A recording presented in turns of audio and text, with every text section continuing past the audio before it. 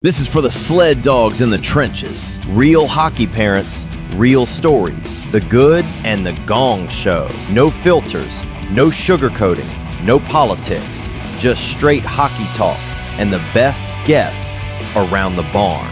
Welcome to the Crazy Hockey Dads podcast. All right, boys, grind them corners, chirp responsibly, and bring that savage fire.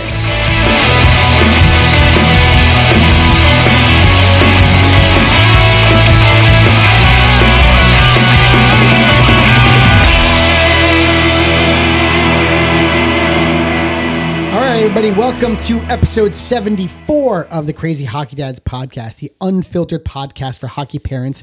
No politics, no sugarcoating, just real talk for hockey parents in the trenches. Yeah. Yeah. And just to make sure, What are we making sure of? this podcast is powered by who? Oh, Pacific Rink? Mm-hmm. I don't know why I forgot that. That was really not good on my part. Brad and Jack would be very upset with me. Powered by Pacific Rink. Here I was being so excited for nailing the intro and totally forgot. We are powered by the one and only Pacific Rink. Best hockey bag on the planet. I don't know just what saying. to say. Just saying. Just saying. Well, now you are. I am just saying. Now I am. You're welcome. Yes, and that's why you are here. And that's why you never podcast alone. So true. So true. Do not podcast without a buddy, a swim buddy. Or copious notes. Oh, you like that word, don't you? Well, that's from time to time. You know where you got that copious notes from. No one else but you. That's right. Because you are a wordsmith. I use it. You're a fucking genius. I was just thinking of the movie Wedding Crashers. I'm a coxman. Was that what he said? Coxsmith, whatever it was. Yeah. You motorboat son of a bitch. You. So They built for funny. speed. They built for comfort. Sorry, it's the summer. It's appropriate. Sure. Yeah, wordsmith. Can I tell you? I used that word copious when I was sitting in my accounting teacher's office sophomore year. And just because I used that word, she goes, "Jamie, you're very well spoken." I'm like, thanks. Right. I don't know if it helped me in my final grade, but she liked me after that. After using the She word didn't like me copious. before that. Mrs. Don? Is that her name? Mrs. Don. Something like that. I don't know. But she didn't like me up until that point, and after that, she liked me. I find that very odd that a person would dislike one prior to the use of the word copious. I think she thought I was dumb as a rock before that. Oh, yeah? And then when I went to speak to her, and I spoke to her, because I didn't really say much in class. I just kind of did my work and went about my business. So why would she think you're dumbass? I don't. She could have not thought that, but I mean, I wasn't a bad student, but Right. but when I went in to finally speak to her, she got to know me one-on-one. Yeah. So I think she had a different look. I came off differently after that conversation. You're such a dick. Why are you looking at me like that? Listen, after that, we were like buddies. Yeah. She was like obviously. my friend. She was like, I was like her, not favorite student, but I was like, Aren't you like the godfather to her child? that would be so awkward, by the way. She was much older than me. That would be super awkward. I'm not sure where that came from, but that is just disturbing on many, many levels. So funny. Anyhow, hey, and by the way, bring it back to our great intro is brought to you by Big John Dangles. You can go check him out on Big John Dangles Instagram. We love BJD. So thank you very much for our intro. Yes, sir. And yeah, man. How do we even get on these topics? I don't know. Me neither. But yeah, another week is gone. Another week. Well, no. I'm trying to think of. I'm getting my dates confused. Otto's been out of the house for the last week. He has been. He's coming back later this week, no? Yeah, this is week 2. Week 2 at camp, so we have not Right. been. I've been shooting some hockey pucks, and we should continue. Let's not forget to mention. We should. The Mo Smiles event Yes. that we're doing, and I'm Coming bringing this next up Thursday. Next Thursday, I'm going to bring it up now because as Otto is away at camp, I have been shooting pucks. You've been lifting. You're doing all the heavy lifting. Yeah, it'll be a joint effort. The money that we are trying to raise for the Mo's Smile Foundation. Yeah, MSK to combat childhood cancer. Yeah, 100% right. Good, very good cause. Yeah, and if anyone is interested in learning more, please check out our Instagram. We have some information about the event. And also listen to our episode with Larry Robbins if you haven't either, because it's through Larry Robbins that we got connected to this event. Yes. And it's just a very unfortunate story. But in the wake of that tragedy, there is, Mo's legacy that, we're continuing to celebrate and raising money for a good cause. So anyone that wants some more information about that, you can also register your kids as part of the Crazy Hockey Dads team, and your kids could shoot pucks. Yep. And raise some money. Or there, we take, straight up donations. Yeah. Either one. Yep. So just take a look at our info if you want some more information. But yeah. Yeah. The money all goes to the same place. It all goes to Memorial Sloan Kettering, to combat childhood cancer. The Mo story is wild. Like Scott said, go check out episode 66 with Larry Robbins. Yeah. I think Larry said it on the episode. He's like, it was just kind of fate how they met. Yeah. He said that, he just normally picks kids and gets it over with. Right. And like a tryout. He held one spot. Right. Which is crazy. He needed to find someone else and it was Mo. That's crazy. Like he said, they were just kind of meant to meet, and now Larry Robbins, jumps through hoops to raise as much money as possible for this. Yeah. Which I think is great. Yeah, no, it'll be it should be a really good event. And we're honored to be a part of it. That's right. Yeah. So next 100%. We're looking forward to that. Yeah. Yep. So just to kind of bring this a little bit full circle. So Otto's out of the house. I've been shooting pucks. Yeah, you have been. And really no hockey. He's been out of town. So right. Yeah, I've been pretty hockeyless outside of like doing stuff for the pod, right? And, that stuff. But yeah, which is busy. Pod has been busy. But doing different things that as opposed to being on the ice. Although I do need to get myself back out on the ice. Do you? Yeah, I didn't play this past weekend or the weekend before. Okay. 2 weeks haven't played, so I need to get back out on the ice next weekend. Okay. Got it. Nice. Get some reps in myself. Sure. But nice. Yeah, man. Otherwise, been enjoying the summertime. It's been a little quieter around here. Not it's with one child as opposed to two. With one child, in some ways good, some ways not so good. But we missed the little guy, but it's been a little quiet. So you're not running around to like mountain biking and hockey and skill stuff and off ice workouts. Nope. But when he comes back, though, he's definitely got it. So when he comes back. He's going to do one of the local skills training facilities here, does an on-ice camp. Nice. So he'll do that for a couple hours for like 4 days, I think, when he comes back. And at some point he goes to Princeton. And then we're off to Princeton, yeah. And then I think he's doing another week with that same skills company here in like locally when he gets back. And then he's going to have 2 weeks of training camp for his club team. So look, over the next couple weeks or the rest of the summer, there aren't that many that don't have hockey wound up into it. Yeah. So, I don't know what to say about that other than, it's interesting, now being in the middle of summer beginning of summer and post spring. And it's like, I don't know. I don't know. It's something that he likes to do, and as I see us filling up his schedule with like other hockey things, so much for not doing anything spring and summer. Yeah, and it's again, it's not. Well, I'm also going to ask him if he's down to do it, and if he wants to do it, fine. But I was even asking earlier, like, what are some other things that we could sign him up for? That's not hockey, you mean? That's not hockey that you think he would be interested in doing, and so we'll talk to him when he gets back. And what are those things? Well, there's like gymnastics actually. Cool. Like there was a while he was doing like tumbling, some stuff like that. He likes to do like flips and stuff on the trampoline. What I mean. Tumbling, tumbling. Yeah, I guess sure. whenever I think of tumbling, I think of just on the ground. No. Yeah. Gymnastics. He's gone to some lacrosse camps before, done basketball camps and tennis camps before. So just see like what other any other sport, anything that he wants to do. But I'm not going to make that decision for him. You know what I mean? Right. So when we'll talk to him and we'll see. But whatever. All right. Cool. Nice. Yeah, there's stuff. There's definitely stuff. Yeah. No, we, same on my end, we obviously have a bunch of camps. We're going to, so right after our Most Smiles event, matter of fact, that evening. So we're done. I don't even know what time it ends. 7, something like that. Ends in the evening sometime. 6, 7. And, don't even say I did not do that on purpose, by the way. Yeah, but don't even say it. No. So at that, when it ends, whenever that is, dude, my kids don't laugh at it anymore. Well, cause it's so dumb now. I know. I agree. I know. It's like a running joke now, though, right? But yeah. So whenever it ends, we are getting in the car and we're driving out to Penn State because Dominic has Penn State ice hockey camp the next morning. Oh, and who's back at Penn State now? So that came out after that's the last where pod, that's where I was rolling this into. Yeah. So well done by you. So big shout out to our buddy Alec Marsh, episode 33, right? I had 3 in my head too. Something like 33. Is that right? Are we both right about that? Yes. Nice, buddy. Episode 33. Alec Marsh was a friend of the pod. He became the assistant coach at Hobart this past year. The team did very well. They lost in the finals, which was kind of a bummer in overtime.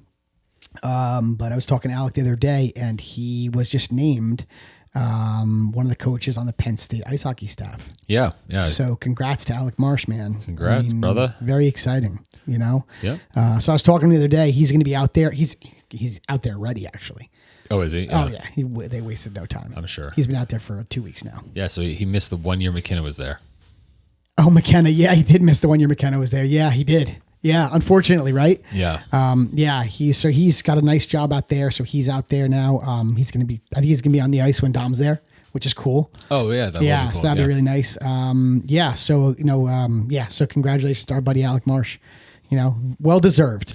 Congrats, sir. I always said, and I'm sure I've said that on this podcast, that he's going to be the head coach on a D1 bench. I don't think it's a head coach, but he'll be on a D1 bench. Oh. You know what I mean? Yeah. Listen, I think he probably will be a head coach one day, but I always knew he was going to be with the D1 program. It's just a matter of time. Well, yeah. There you go. Yeah. So congratulations to him. Yeah, absolutely. Well done. Yeah. So that's awesome. What else? We have not been doing much hockey, a lot of boxing. Okay, good. You know, a lot of he's been shooting every day for Mo Smiles, which is great. Right. Trying to raise some money for Memorial Sloan Kettering, which is awesome. What's he been doing? He power skates like every once in a while. Yeah.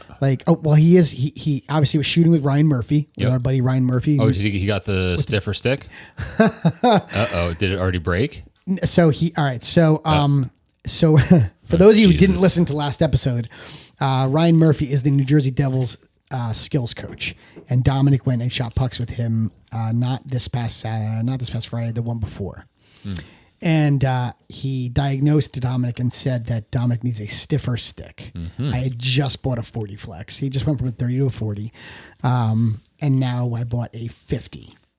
So it's here. It is 2 inches bigger than his 40 flex. So when he cuts it down, it's going to be even stiffer. So it's going to be stiffer. So I said I was texting Ryan. I said, Ryan, what do I do with this? Is it custom? No. It's returnable. Oh, yeah. Oh, okay. Yeah, it doesn't have his name on it. So I bought it. It's a 54-inch 50 flex.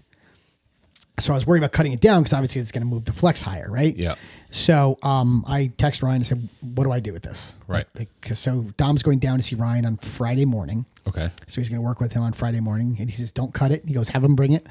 And they're going to play around with it. Oh, that's cool. Yeah. So it's a bigger stick than Dominic is used to.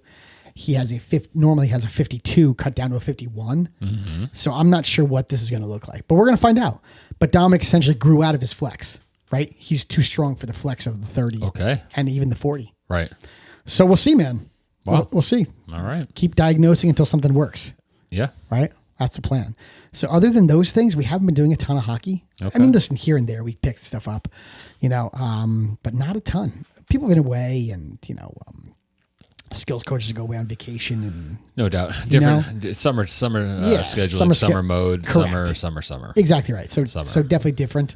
But yeah, man. So it really has been, I don't want to say quiet spring, summer, but listen, man, August will be here before you know it. No doubt. And we'll be rocking and rolling again. All of us will be rocking and rolling and driving all around God's creation with kids in the car and, and at hockey tournaments. And I did book our flights for Notre Dame. Oh, you did? I did. We booked our flights for Notre Dame. Yep. I'm sitting right next to Stacy and Larry. Oh, there you go. Right next to them. Perfect. Yeah. So there's a bunch of kids on the same flight. So that'll be fun going out to Notre Dame, play a little ice hockey. I think we're going to stay in downtown Chicago. Yeah, you are. Thursday night. Downtown. We're going to stay because I didn't want to land in Chicago and drive 2 hours out to South Bend. No, you don't. No, you got to stay in the downtown. It's only one place to stay is downtown. That's this. I know. You don't You're want going to get some deep dish? Some Chicago style pizza. Probably. Yeah. I mean, that's good. My wife and older one have never been, so I'm sure they'll experience a little bit of deep dish. Listen, I'm not a big fan of that. Deep dish pizza? Not a fan. No, huh? Too heavy. Too heavy. Yeah, Super it's a heavy. lot. Yeah, I hear you. I mean, you got to try it when you're there. I've been, so I've tried it. I don't need to do it again. I remember, I forget which place I went to. I forget the name. Super heavy. It was very heavy, but it was also so delicious. I feel like they don't know how to make pizza in Chicago. They just make it differently, dude. I guess. It's just not, I don't know. It's not my thing. Well, there's also just Detroit style pizza. Which is what? Which is also similar. It's like a thicker crust. Okay. And I forget exactly what's the difference. Portnoy would not like I think this, I think they put the do they put the sauce on top of the cheese? I think so. So it goes dough, cheese, sauce? Maybe. Not dough, sauce, cheese? Detroit. Okay. I've been to Detroit and I have not tried this. Detroit But pizza. you're the culinary master. It not is me. a thick, square cut pizza known for its airy focaccia-like crust, crispy edges, and Wisconsin brick cheese. Oh, so it's like baked in a focaccia. heavy, high-sided rectangular pan. The sauce is ladled on top of the cheese. Like you said. Like I said, dog. Okay. Got it. Snoop. All right, listen, I guess whatever works. You know? Yeah, but you know what's also interesting about that part of the country? Like, so we're talking about Michigan. Yeah. That's got both Chicago. Chicago's in Illinois. Detroit's in Michigan. So, no, but like that part of the country, Yes. you have The Detroit, Midwest-ish the Midwest, area. right? Yeah. So you have, what was I going to say? So pizza, I'm obviously Little Caesars is from out that way. Pizza. Right, but that's like, okay, a major pizza company. If I'm not mistaken, Domino's is also out from the Midwest. You just named two really dog shit pizza companies. I'm not too, by the saying, way. dude, I'm not saying they're good. I'm just saying, where was Domino's founded? I mean, like not. Yeah, it was in, I can't even read that word. I'll spell it for everyone. YPSILANTI. Ypsilanti. In Michigan. Yeah. Got it. So anyway, the point of the story is that for that part of this country between Illinois and Michigan, there's a lot of major pizza things that have come out of that Chains, part of the like world. big pizza chains. Yeah, but then there's also there's a whole style out of Chicago, a Detroit No, that's style true. pizza. Yeah, It's a lot, no? Yeah, no, absolutely. You know? I don't know. Where was Pizza the Hut from besides Spaceballs? Wait, I was just gonna say Pizza the Hut, like in the movie. I think it might be. Without Was Pizza Hut like Sbarro? I think it's is from another one? Indiana. Pizza Hut, Indiana, really? Let's see if I'm correct. So where's Sbarro from? Look up Sbarro next. it was Kansas. Oh, close. Close. All right, not awful. Yeah, so Pizza Hut's from Kansas. So a What lot about- of pizza in I would think Yeah, like your non-Italian Midwestern ethnic areas. Yeah. population. What was it? Papa John's? Where's that from? Oh, dude, Papa John's. I'm trying to think. Papa John's, I don't think I've Sbarro. ever had Papa Sbarro's still John's. around, by the way. Yes, because I actually ate. Yes, Did at a you? rest stop. I had Okay. at a rest stop on the New Jersey Turnpike. I did I had an entrepreneurial class in college where you had to pick. Oh, Papa John's is from Indiana. Oh, that okay. So you were on the same page. Okay, you were right there. The Midwest is Yeah, like all Midwest, the pizza hotbed. And you notice that a lot of them are not around much anymore. Well, either Maybe way, they are just not around here. a lot of pizza enthusiasts. Okay. Yeah. Yeah, I suppose Portnoy Anyway. would not like. I can't imagine Portnoy walks in any of those places. I wouldn't think so. No, I wouldn't think so. No, either. that's not what. I don't think that's not. What I'm I going can't see Portnoy liking like a deep dish. He may try it, but it's not his jam. For. Yeah, I don't know. He likes like thin. I'm not up on his. He likes I know pie. I know he does the pizza, the one bite. One bite. Whatever Everybody it's knows the called. rules. What's it called? One bite. Well, it's one bite pizza reviews, but he says one bite. Everybody knows the rules, but then he takes like 9 bites. You know. Yeah. Yeah, but he's done a ton of places around us, by the way. Yeah. Tons. Yeah. Well, he was just here for a book signing around He here. was, yes. I think it just passed. Yeah. Anyway, Yeah, it was. I think you're right. I think it was early July. so Before pizza. the- Why were we talking about pizza? I started talking about pizza because you were talking about you bought your flight and you're staying in downtown. Oh, right. You're right. Yes. So we're staying in downtown for Thursday night. I think we're going to drive out to South Bend on Friday morning because I think they have games like Friday evening or Saturday Go morning. to Papa John's, of course. Now that you know, you're going to Indiana. No. Yes. Okay. But it's very unlikely that it's funny. Dave Portnoy's thing just popped up on my phone. That's because your phone listens. Homie. Seriously, you can't hide anything from your phone. These days. So you're going to go to Papa John's. Unlikely. You're going to have deep dish pizza in Chicago. Probably will because my wife will want to try it, and so my older one. It's like a rite of package. It's like rite of dense. package. Rite of passage. You have to try it. It's a lot. It's too much. Not a fan. Anyhow. I like your New York style pizza, your thinner crust. Yeah, I'm down with that. You know what I mean? Yep. There was a place in, I want to say it's like the Caldwell-y area. Maybe it is Caldwell, where they had this thing called the Thinny Thin. And what is the name of the restaurant? But Portnoy went there. Yeah. We've been eating there for years. And Portnoy went there and he gave it like a massive score, like monster score, like Really? shockingly monster score. Wow. Yeah. It's Go called, Jersey. I want to say Angeloni. Is it Angeloni's? Could be. I think it's Angeloni's in Caldwell. You're the one that's been going there for years, not me. Yeah, I haven't been in a while. I'm not going to lie. I want to say it's Angeloni's. Caldwell, New Jersey. Yes, Angeloni's restaurant, Caldwell, New Jersey. Like they have this thing called the Thinny Thin. Yep. No joke. Thin pizza. Yes, and so we've been eating it for years, even before Portnoy came in there, and then he came in there, and the place has exploded since. How recently was he there? I want to say like 2 years ago. 3 years okay. ago. Yeah. Yeah. That makes sense. Yeah. So we've gone there because it's not far from my office, one of my offices. So the place is legit. Okay. Yeah. So for those of you in the Caldwell area, how about I'm you, sure you know Angeloni's. How about you invite me next time you decide to go there? I can.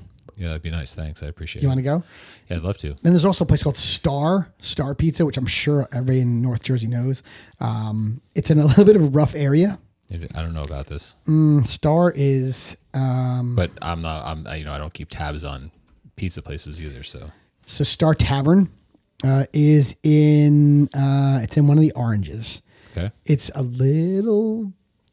I don't want to say dangerous, but there are cameras in the parking lot. Okay. And they say we're not responsible for your vehicle. Okay. Got it. So it's a little bit of, it's kind of. Okay. I got you. Not sure I'd go there in the evening. Got you. Right. But the pizza at Star is pretty decent. Okay. You've been there too? I have. Wow. Bar pie-ish. So you went during the day? We did. Went for lunch. Like 1:30, 2, something like that. Yeah. Daytime. Yeah. Yeah. The area is, it's not awful. Okay. I got you. Yeah. Yeah. But you might want a security guard. All right. All right. Anyway, I'm joking. It's not that bad. So we need to shout out partners. Yeah. Quick. Howie's Hockey Crazy 10. Go get your tape, laces, gear. Scott's favorite, the candle. My favorite, the yellow handled scissors. They cut everything in my house. I mean, literally everything in my house. We have more of those around my house than we do like kitchen knives. That's weird. It's I'm ridiculous. not gonna lie, it's a little weird. Yeah, I'm not gonna lie, it's ridiculous. Okay. We cut everything with them. So yeah, so go check out Howie's Cut Hockey. your toenails. Well, that's a little much. That I'm not so sure. I would worry about losing my toe. Yeah. Not sure I would actually do that. Yeah. Well, clearly you're not very. Your dexterity is not up there. I would just be worried about slipping. I mean, Dude, I'm telling guess. you, these things cut sheet metal. I know. Go. All right, go. So go to Howie's Hockey. Use our code Crazy10 for 10% off your Howie's Hockey gear. That's it. And with the off season in full swing, go to hockeytraining.com and check out what Coach Kevin has to offer. And once you do, you are going to see a massive library of off ice training to improve your stick handling, speed, strength, agility. And he's got a number of different programs and platforms for youth players up to adult beer leaguers. And so if you're looking to improve your game and do things at home, not at the rink, go to hockeytraining.com and check it out. If you also are on Instagram, go to Hockey Training HQ and see what Kevin's got going on Instagram. But check him out, hockeytraining.com. Great library.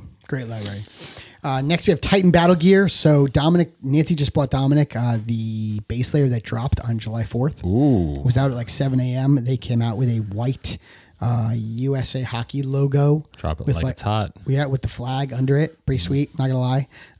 The youth extra large is already sold out. Yeah. So God damn. Go get your Titan battle gear. Use the code CrazyDads10 for 10% off. We love it. We think it's the best protection on the market. And like I said about the styles are insane. The new USA one that just dropped, I hope that it's not sold out in your kid's size. But go check it out. They have great stuff. If it's sold out, they have other awesome stuff as well. The styles are phenomenal.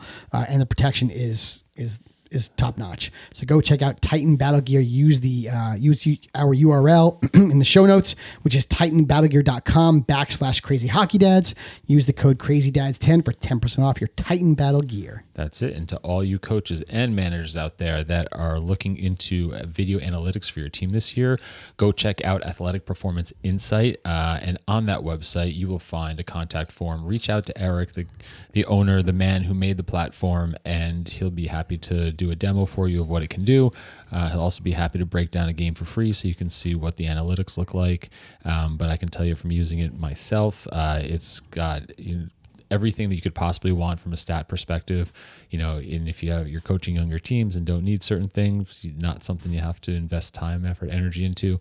But Athletic Performance Insight's a great tool for video analytics for individual, education as well as team education. So check it out, athleticperformanceinsight.com.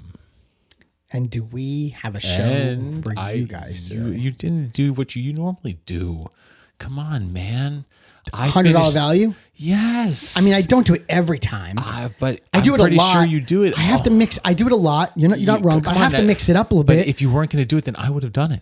Okay, fair. Well, listen. So do it. So for any new users, mention Crazy Hockey Dads to get 10% off your season subscription, which is $100 value. $100 value. That's like a third of a hockey stick these days, dude. I mean, that's real money, people. It's a third of a hockey stick. Sadly, you could literally buy the blade and maybe up to where its shaft starts a little bit. Yeah, and that's what you get. Well, that's like an e-hockey stick. Of course it is. Yep, no question about it. So anyway, I interrupted you. You did, but that's okay. So you can get back on track. So I was just going to tell everybody that we have an insane guest today. Oh, well, who is that insane guest, Jamie? I mean, it's pretty. Listen, we are here to deliver. Just get 1% better every day, right? Yes. So we're going to keep delivering better, and not like our guests that we've had are not ridiculous, because they all are ridiculous, but we're trying to level up for you guys. So we have the 2026 Hobey Baker Award winner, Max Plante, University, Minnesota Duluth, that is going to come on and talk with us today. Unreal. Sick, dude. Yeah, I can't wait to hear about this kid's journey. Sick. I know. I mean, I'm so excited to talk to this kid. Yeah. I mean, he is a Detroit Red Wings draft pick. He played U.S. men's national development team. He is just finished his sophomore year at UMD. I mean, this kid just won the Hobey Baker as a sophomore. Yeah. I was telling you before, the last person to do it as a sophomore was Cole Caulfield. I mean, so he's in some pretty heavy, heavy duty company. Thank you. Yep. Big time company there, Yep. with winning it as a sophomore. He exploded this year. What's also cool is that his brothers are on the same team as him. Well, last year it was just two of them. It was him and Zam. Yeah, and now the youngest is joining. Victor. Yeah. Yeah, which is pretty sick. That's unreal. I mean, how many people get to play with their brothers? Not many. Right? Especially when there's three of them. A bunch have, Have they in college like that? Well, I don't know about college. Yes, for sure in college, because at BU at one point there was two Celebrinis, there was two Hudsons, but not three. No, there wasn't three, but there was two Celebrinis, there was two Hudsons, and there was also two. Two is easier. But there's a third set of brothers on the team. On the BU Terriers? Yeah, I'm almost positive of it. Oh yeah, wasn't that there was? Oh, the Fantillis were on Michigan. No, Fantillis was Michigan. Right. Yeah, that was Michigan. Who was the third? Ooh, I don't remember. On BU, I think there was three sets of brothers all the same year. Really? Yep. Were they big time, like major players? The Hudson brothers. Well, the Hudson brothers are major players. Celebrini brothers also major players. But I'm saying we're like three So 50% of both of those pairs have gone on to don't get me wrong, be remarkable. 100%. Yeah. I mean, but again, I think it's hard. We're all three Hudson boys on BU the same time. Quinn, Cole, and Lane at the same time? No. They weren't, right? No. I think Quinn was gone when Cole wasn't there. When Cole came, Quinn was gone or something like that? No. Quinn... Because Quinn's the oldest, right? Quinn might have been there for a year with his brother. No, so Quinn and Lane played together. That I know. For sure. And then I thought Quinn was gone. Quinn Quinn and I don't think they played together. BU. If I'm maybe I'm wrong, and somebody write us and tell us if we're incorrect. I thought the three Hudsons were not on the ice at the same time, same year. Yeah, that's pretty rare. Here, and then it was Case and Gavin McCarthy. Okay, don't know who those guys are. So Case served as the team's captain and was drafted by the Devils. His younger brother Gavin's defenseman was picked in the second round by the Sabres. Okay. But that was the three sets of brothers that were all on. It was Macklin and Aiden Celebrini, Lane and Quinn Hudson, and then Case and Gavin McCarthy. Right. So we had three in college. I'm sure there has been in the past. Oh, probably.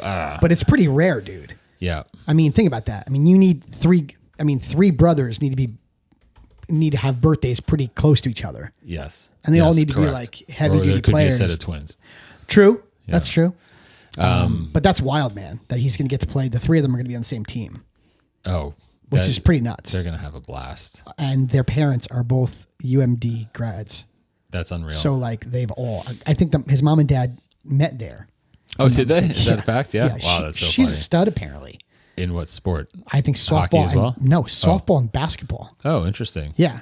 I mean, that's not surprising. A lot of times, like, the athletic genes, moms are. Listen, and the dad won a Stanley Cup. Yeah. Yeah. No, listen, Dallas it Stars. definitely came from an athletically inclined family. No question about it. Yeah. And you know where the dad's from? The dad's from Cloquet, Minnesota. Oh, really? 100%. That's so funny. Have to ask him if he knows. He has to know Gordy's hi-hat.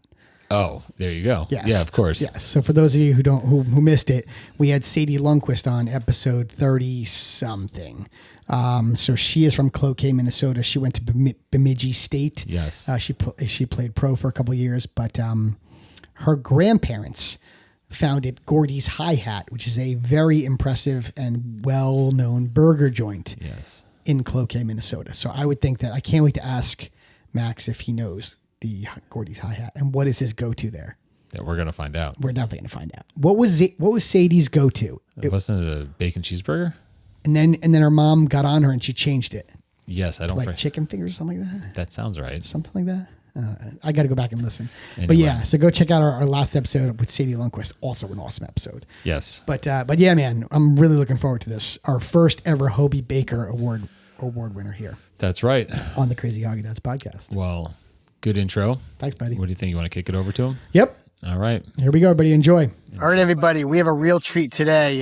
For our next interview, we have UMD Bulldog and 2026 Hobey Baker Award winner Max Plante. Max, man, thank you so much for coming on with us. Really appreciate you coming on. Yeah, thank you, guys. Thanks for having me. So we want to get into everything that you've done, up to this time. Give a little bit of an overview of where you are now, and then we'll rewind the tape and go back to kind of where you were as a kid and how you started playing this great game. Yeah, obviously, right now I'm pretty much living my dream, my childhood dream, playing for my hometown college, the same place my parents got to play. And actually next year I get to play with both my brothers, so it's something that not many people have really ever had the chance to do, and to do it at this high of a level at Division I. And I think our team's gonna have a really good chance next year to hopefully win a lot of hockey games. So I'm excited. Obviously had a lot of individual success last year, along with our team was really good too. But yeah, I'm just kind of having fun right now, training in the off season with my brothers and just a bunch of guys in the area. So it's been a lot of fun. Yeah, man, that's pretty nuts that like the three of you are on the same college team. I mean, I know you and Zam played together last year, and now Victor's coming up this next season. Is that what the situation is? Exactly. That's like nuts, by the way. Yeah. I mean, who gets to play with their brothers in college? I Right? know, and we're all forwards too. So hopefully our coach can maybe put us together, but we'll see what happens. Now, That you would be were on a pretty unreal. formidable line last year, right? Yeah. Yeah, well, that's what I mean. That was the problem too. Is Jason Shogabay was our winger this year, and he had like just about 50 points. So Right. it's kind of hard to split a line like that up. Exactly. You're not kidding.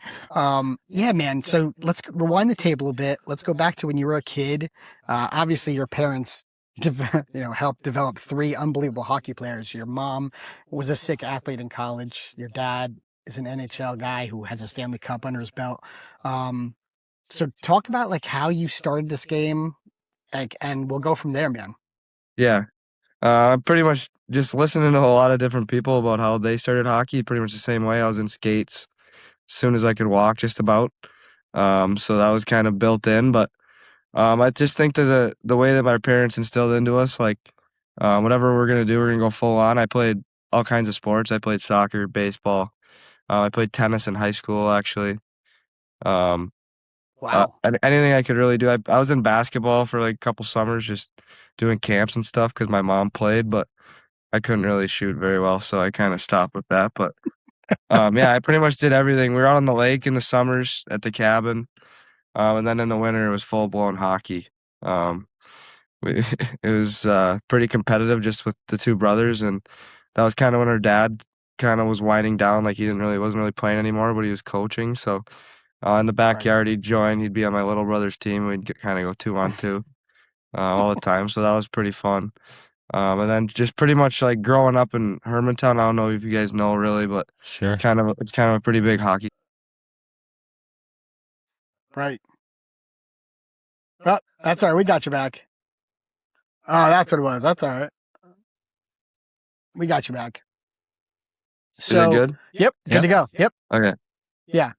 So Hermantown, pretty much like growing up in Hermantown, like my grandpa was the high school coach, and that's all we looked up to. That's all I pretty much wanted to do was go to the state tournament and play for the Hawks. And then my time there, like growing up, like we had a lot of success, and our squirt team was really good. We won a lot of tournaments. Our Pee Wee team was really good. Kind of our age group was a lot of fun. Next year we got 4 guys from our high school state championship team on our Bulldog team, so that's pretty cool.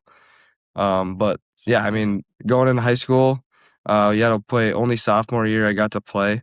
So that was my dream. I just wanted to play high school, go to the state tourney. That's still to this day the most nervous I've ever been for a game was our section final to go to the state tournament. We ended up winning 11-0, but that's the most nervous I've ever been for a game. I was like, I don't know if our whole bus ride we said a word to each other, but we ended up winning the state championship too, which was pretty cool. But yeah, just growing up, that's pretty much my dream was to play for Hermantown, go to state tournament, and then hopefully get to play for the Bulldogs. Wait, but oh, sorry, go ahead. So that's pretty much, I've accomplished both of those pretty much so far. Sorry, what were you going to say? I know, I was going to ask, were you there when they were filming Hockeyland? That was 2 years before me. So that was like Blake Biondi. So I was an 8th grader. My brother was a freshman, but they don't let freshmen play in Hermantown. Just get more ice time, more games. You play like 60 games in Bantam, so it's worked out for us. But I think I might have a couple clips in the stands watching. Oh, really? Because that was pretty cool to be a part of. But That's it was great just to see kind of like what, get a little more familiar with what Minnesota hockey culture is like, because it's obviously unique in that, in many ways. But I wanted to ask you just about like, a bunch of things, but like just going back to like when you first started, when you were a young kid, like obviously your older brother was playing. Was there ever a time where like you thought maybe there was other sports that were more interesting to you, or you wanted to go in a different direction, or was like hockey always like the primary sport for you?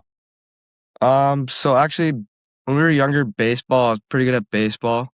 So like I was always a AAA guy, like I'd play AAA summer hockey with the Minnesota Blades, but I would normally miss a couple tournaments for baseball, just because like I was pretty good at it, and my brother really liked it too. We went to the state tournament, actually, our Hermantown team did, but once we got to kind of high school, it was kind of like feel like I'm pretty good at this hockey thing, and our baseball coach was kind of strict on if we can play spring hockey and play baseball, so we kind of resorted to playing tennis at that point. Which we've always kind of got to play like against brothers and stuff, but to do it in high school against like other teams was kind of fun, because I'm not maybe the most technical tennis player, but I feel like I'm competitive and along with my brothers, so we can compete with a lot of guys out there. So that was pretty fun.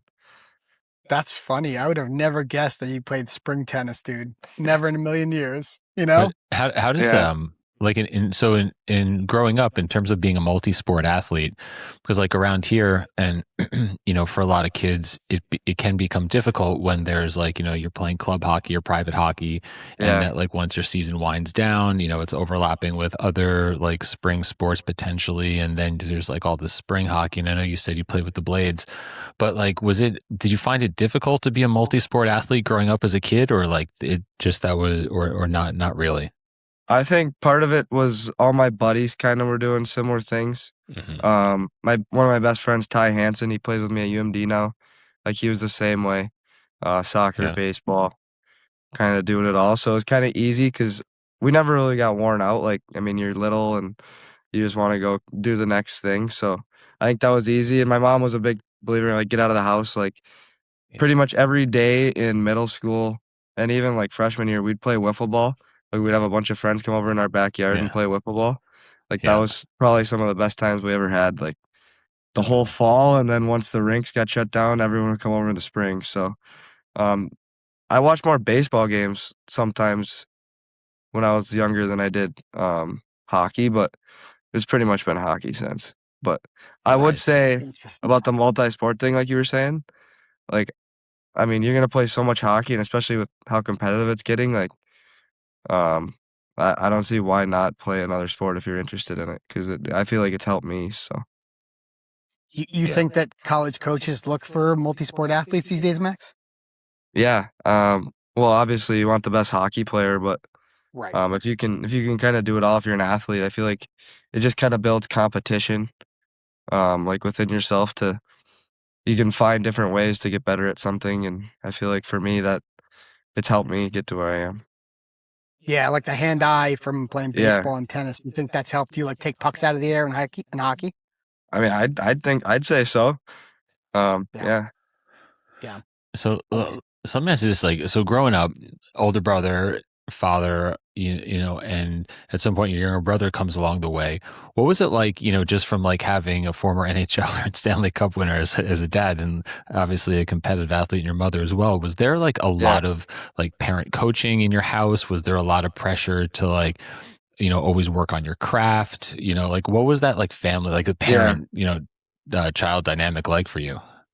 My dad was pretty open, like, kinda with what we wanted to do. Obviously, hockey is he knows the most about, like, he spends more time in hockey than anyone I've ever met, so I think it was easy for us to have that kinda bond with him over hockey.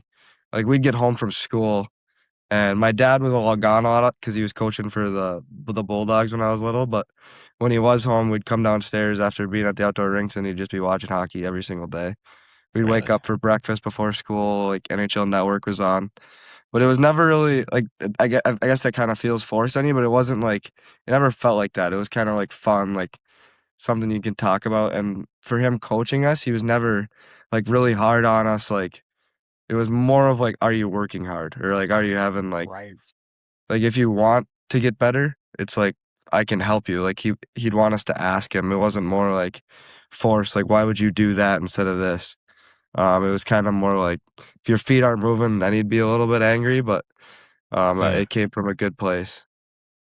Yeah, he wants you guys to work hard because in life you Yeah, got to work hard, which yeah, whatever it is, hockey, yeah, baseball, being a lawyer, right? Whatever it yeah. is, Pretty owning a much whatever business. you're gonna do, the biggest thing, like, that I remember is, like, if you're gonna do a job, do a good job, is pretty Yeah. much Right. kind of the way we grew up. Right. What about your mom? I know your mom was a kind Yeah, of well, a she was monster of an athlete, right? no, yeah, she was the best. I mean, my dad he wasn't around a ton when we were little just 'cause coaching and stuff, but, like, our mom, she's probably put on more miles driving than any hockey mom in Minnesota, I mean, Super 'cause mom. yeah, like, she had to drive not only me, but then both my other brothers, and during the summer, we're all 3 on different teams. Yeah. Maybe that could be 6 teams if you count baseball and hockey. Oh, Right. Um, Jesus. Right. and the cities is about 2.5, 3 hours away, and, I mean, we could have other tournaments in other areas of the state, or I mean, it was crazy, and especially even the last couple of years, she's been driving a lot because me and my older brother were in here at UMD, and my little brother was in Michigan, and, Mm. she just likes spending time in the car, I think, but, um and, like, she knows hockey too, like, if there Yeah. was something, like, that we wanted to ask when we were little, like, she'd be like, "Well, yeah, I mean, like, go there, but she likes showing off her basketball skills when we were younger, because she could beat us in that and golf and That's pretty much right. anything. But she was softball and basketball in college, right? She was softball, basketball, and my dad actually played baseball in college his junior, he senior year. did. So No way. yeah, Okay. yeah. So you and your brothers have good genes, good athletic We have genes. good genes, and I just saw Yeah. something about how you get your genes from your mom, so it's a good thing. My dad made a pretty good pick.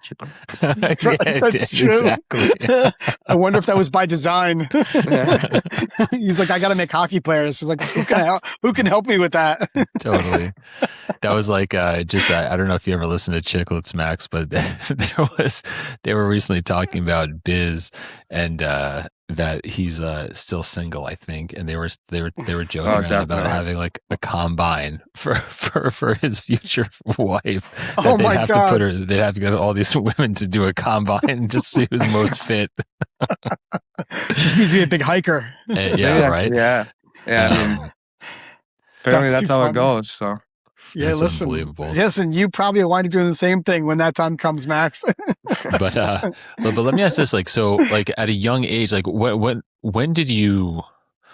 I got like kind of two questions. I'll finish my first question, then I'll hopefully remember to go back to my other one. But there's like, when did you realize that like you were going to be able to take hockey to like higher levels? Like, were you pretty aware like when? Or like maybe you weren't when you were 14, the best kid on the team. Maybe it wasn't until you were a little bit older. Like, what was that kind of like for you? When did you kind of come into your own, and when did you really start like ramping up your hockey training?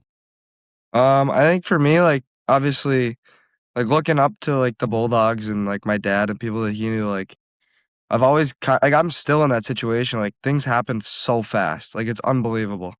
Like I don't know if you guys saw, but the brick tournament. Like when the little kids, the Minnesota team won yesterday, so I was pretty dang excited about that. But so congrats. that's like a 10-year-old tournament. And so my brother didn't make that team for his 04 year. They said he was too small or something, but I made that team, and that was like the biggest thing. Like I was so excited. And so that's probably like when I first was like in my age group, like I can compete. We got second place in the tournament actually, so that was pretty exciting. Sure. But I'd say from about 10 years old in my age group, I've kind of been good, but I've always kind of looked up to my older brother because in Minnesota, like he kind of came first through the ranks, and he was kind of like he won like state player of the year. So I was always just kind of trying to be as good as he was, and that's kind of the same with my little brother. He's kind of done the same thing for both of us. But I think once you kind of have like an idea of someone around you doing good, like you can compete with them, and that's kind of for me like. I kind of try and keep it a little bit in that way. Like when you're competing with someone, you kind of don't look at like how good you are compared to everyone else. It's kind of like you're competing with the guys that are around you. And I've kind of always had the opportunity to play with some pretty dang good players. So I think that's kind of helped me mostly with where I am today. Yeah, sounds like the three of you have kind of, all pushed each other and kind of risen together, which is pretty. That's awesome. Another cool thing too in Hermantown is like all the pros that are from like the area. Like there's like 4 NHLers that have been from Hermantown where I grew up, and when we were younger, they'd always kind of let us like Blake Biondi, you watched in Hockeyland. They'd always kind of let us as younger players kind of come out and skate with them or watch them or do whatever, and that's kind of been an inspiration for us too. Yeah, that's awesome. So I have a kind of a crazy question. I'm going to go off on a little sidebar so I don't forget it. So your dad is from Cloquet, Minnesota, correct? Yep. Okay, so I don't know if you're surprised that I know that, but so because I would have never heard of Cloquet in my life, but we had Sadie Lundquist, who's also from Cloquet, on the podcast, episode 30 something. I forgot what it was, but she went to Bemidji. But the question I have for you is, do you guys go back to Cloquet at all, where your dad's from? Yeah, my grandma still lives there. She actually has a farm out there. But yeah, we played like tournaments growing up in Cloquet and go to my grandma's for holidays and stuff. She's got horses and stuff, so sometimes we ride them. Like, but she's a big time. She likes the horses. But my dad's always talking about how like stupid it is. We're in Hermantown. He's like, Cloquet's the best. I was like, no, they're not. Because when we were growing up, Hermantown was bad and Cloquet was like really good. So God. he takes credit for making Hermantown good, just for moving there. Does he? Yeah. I believe that. So, okay. So my next question for you is, so Sadie Lundquist's grandparents started Gordy's Hi-Hat. Her grandfather is Gordy. I'm assuming you've eaten there. And what is your go-to meal there? That's the best burger. See? I just keep it simple. The double burger, strawberry shake, and fries. Dude, I hear the strawberry shake is where it's at, by the way. Oh yeah, so good. That's so funny. That is so funny. I'm gonna pass that along to Sadie that she likes that you like the place. Yeah, it's awesome. Yeah, we need to go out there. She said when we were on the phone when we did an interview with her. Only open in the summer. Yes. Right, only open in the summer. Right. Yeah. But she said not to come up necessarily for Gordy's Hi-Hat, but we should, if we haven't been out to Minnesota before, that we need to go for the high school state tournament. Oh, she did say that. She did say sure. that. Yeah. That's the coolest thing there is, really. I mean, just high school level, like it's treated like the NHL. So yeah, it's got that was my dream growing up. I mean, it was the high school to play high school hockey. To play high school, yeah. That's nuts. It's not like that in the Northeast by us. Yeah, it's crazy. No, yeah, it's definitely different. But as far as like being like living in Hermantown and growing up and playing for Hermantown and like, in terms of like, ending up there for like high school, like you said that you were able to play with some unbelievable players. His thing's dying. You said you were able to play with some unbelievable players, like over the, like, so were you with those same kids from like your younger ages, like in youth hockey all the way up through high school? Yeah. And that's pretty much how it is for all, the high school teams that are in the state other than tournament. Pretty much the private schools where they get kids from kind of like the trickle down schools in the cities. Yeah. But I mean, in Hermantown, like myself, Ty Hansen, Cade Kohansky, he'll be a freshman at UMD next year. He was in their grade too. And then my brother, we were all on the same Pee Wee team. Wow. We got second in the state tournament, along with, Dallas View. He's playing in the USHL still. Dane Calloway was our goalie in high school. He just committed to Long Island. Drew Nelson played in the USHL last year. Yeah. I'm probably forgetting a couple guys, but that's like, we have a couple guys playing Division III now. Yeah. It's pretty crazy for 2 age groups. So let me ask you this: like, what's your view, or maybe you could share your personal view, or what it was like, maybe like for like Minnesota folks at large, like when you either end up playing against some teams like out of state, some like legit AAA teams, like is your view of like AAA hockey outside of like Minnesota like competitive compared to what you would play in like your regular season, or like kind of like what's someone from Minnesota, what's their take on club hockey in the rest of the country? For me, like I got to play blade, so I got both ends of the spectrum. Yeah. And I'd say it's like the same. Because in Minnesota, like Squirts, Peewees, and Bantams, it's 2 age groups. It's I'd say 7th grade class and 6th grade class are together. Pretty much all the way up from Squirt. So you're getting like the best younger kids and like the best kids from the grade older. So you're pretty much always pushing yourself in that way. Honestly, like when I would play blades, we kind of had a super team. Like we were really good. We pretty much went 2 years. We lost like 1 game, and it was to like an older age group. Right. So we were ridiculous. So pretty much it was easier. It was easier to play with the 06 age group, I would say, in AAA. But yeah, it kind of has the best of both. It's kind of like college from junior, I guess, a little bit. Like, so there's a lot of skill, like really good junior, but in college, like you got the kid, like the 2nd year Bantam who played a year already, and now he's ready to really be a rock star. Right. Interesting. So it's funny you talking about Bantams. I'm curious, how was your transition? So my son just finished his first year in Bantams. I'm just curious for our listeners to hear this. What was your experience transitioning to Bantam? Well, let me ask you this first. First year Bantam, you guys lit up. You did? Okay. Yeah. So first year Bantam, you guys tiny. Okay. Right. Oh, so yeah.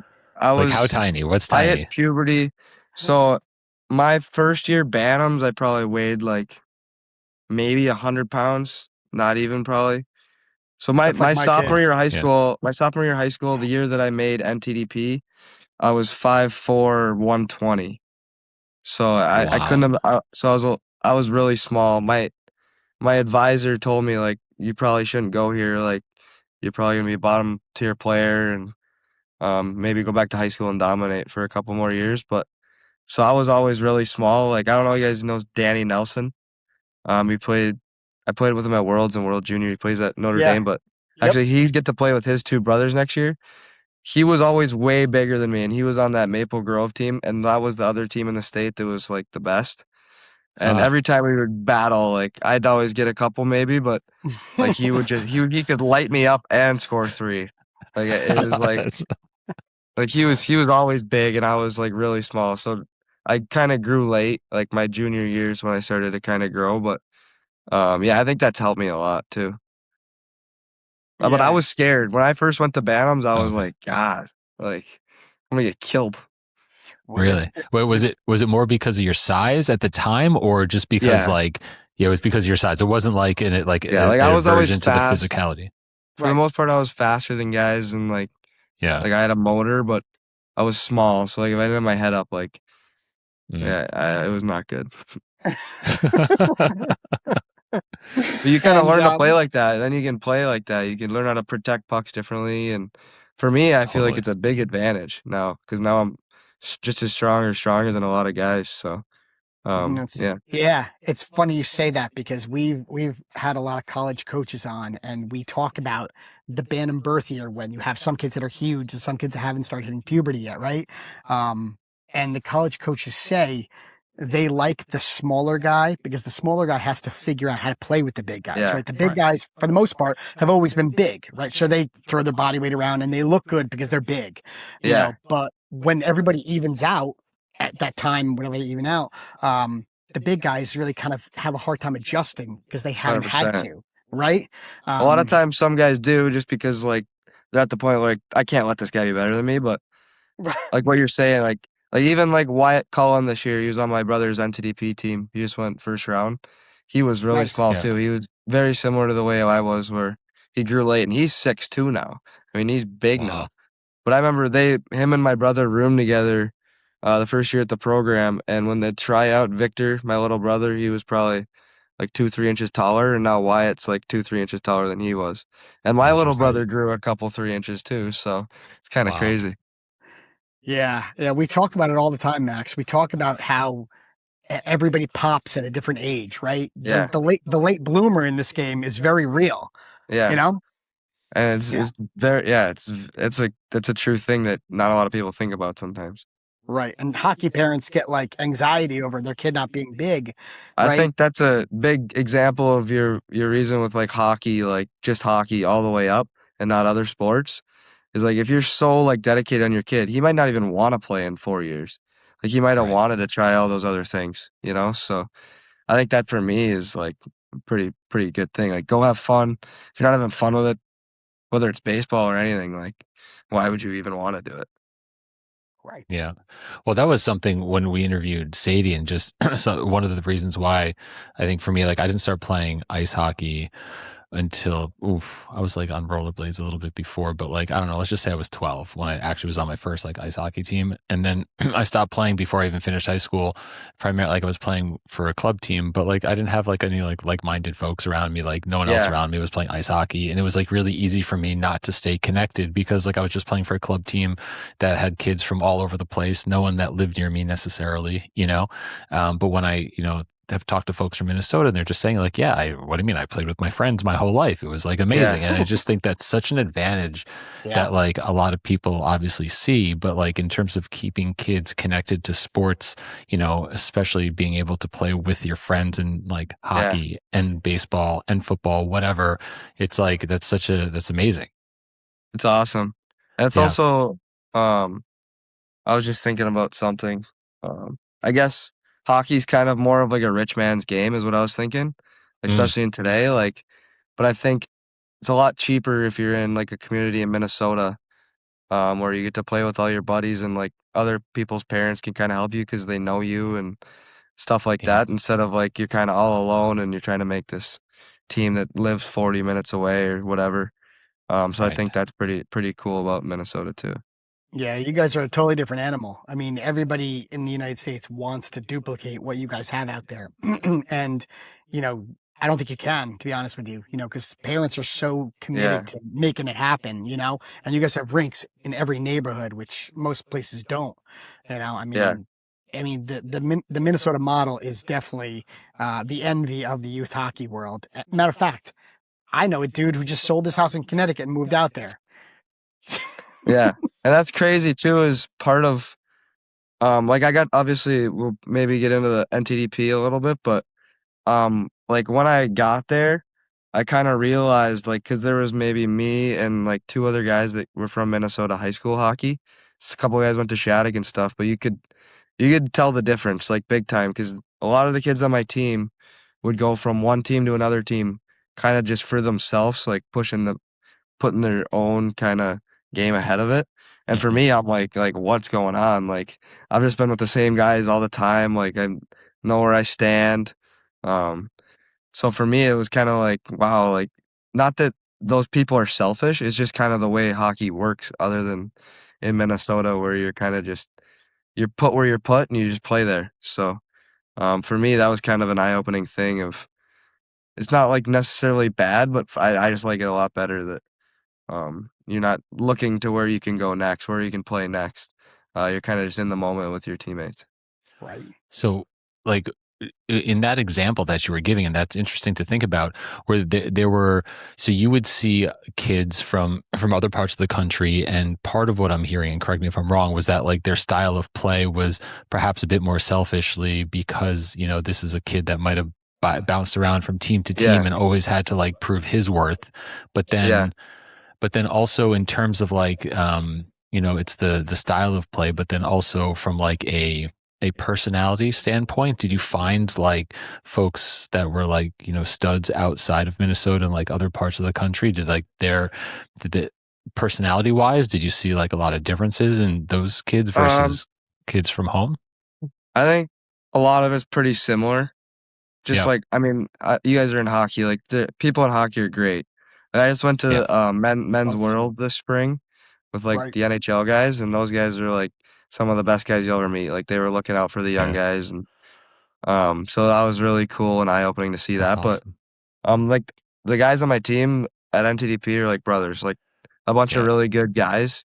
Obviously, like super competitive, and a lot of them have a lot of ego just because, like, where they come from, they're the best player, and they want to kind of be that at the next level. So you can kind of tell that, but you kind of got to put that aside when you're there because you got to expect it because it's just like a bunch of guys just are going there to butt heads, but like away from the rink. I mean, we're at the rink like all day, but like it's literally like a living joke. Like you're just joking around, like guys are just spitting out words that are just like funny, It's and so that was it was a ton of fun to be there with that group of guys, but also to learn like a guy that plays in Wisconsin, and then he goes and plays for another AAA team in Wisconsin the next year, and then next thing you know, he goes to Shattuck, like three Yep. years, three different teams, Yep. and then no one like we had a good group of Shattuck, like that age group, my age group of Shattuck was unreal. It had like Iserman, Celebrini, Wow. Brody Zemer, like regularly, like just some studs.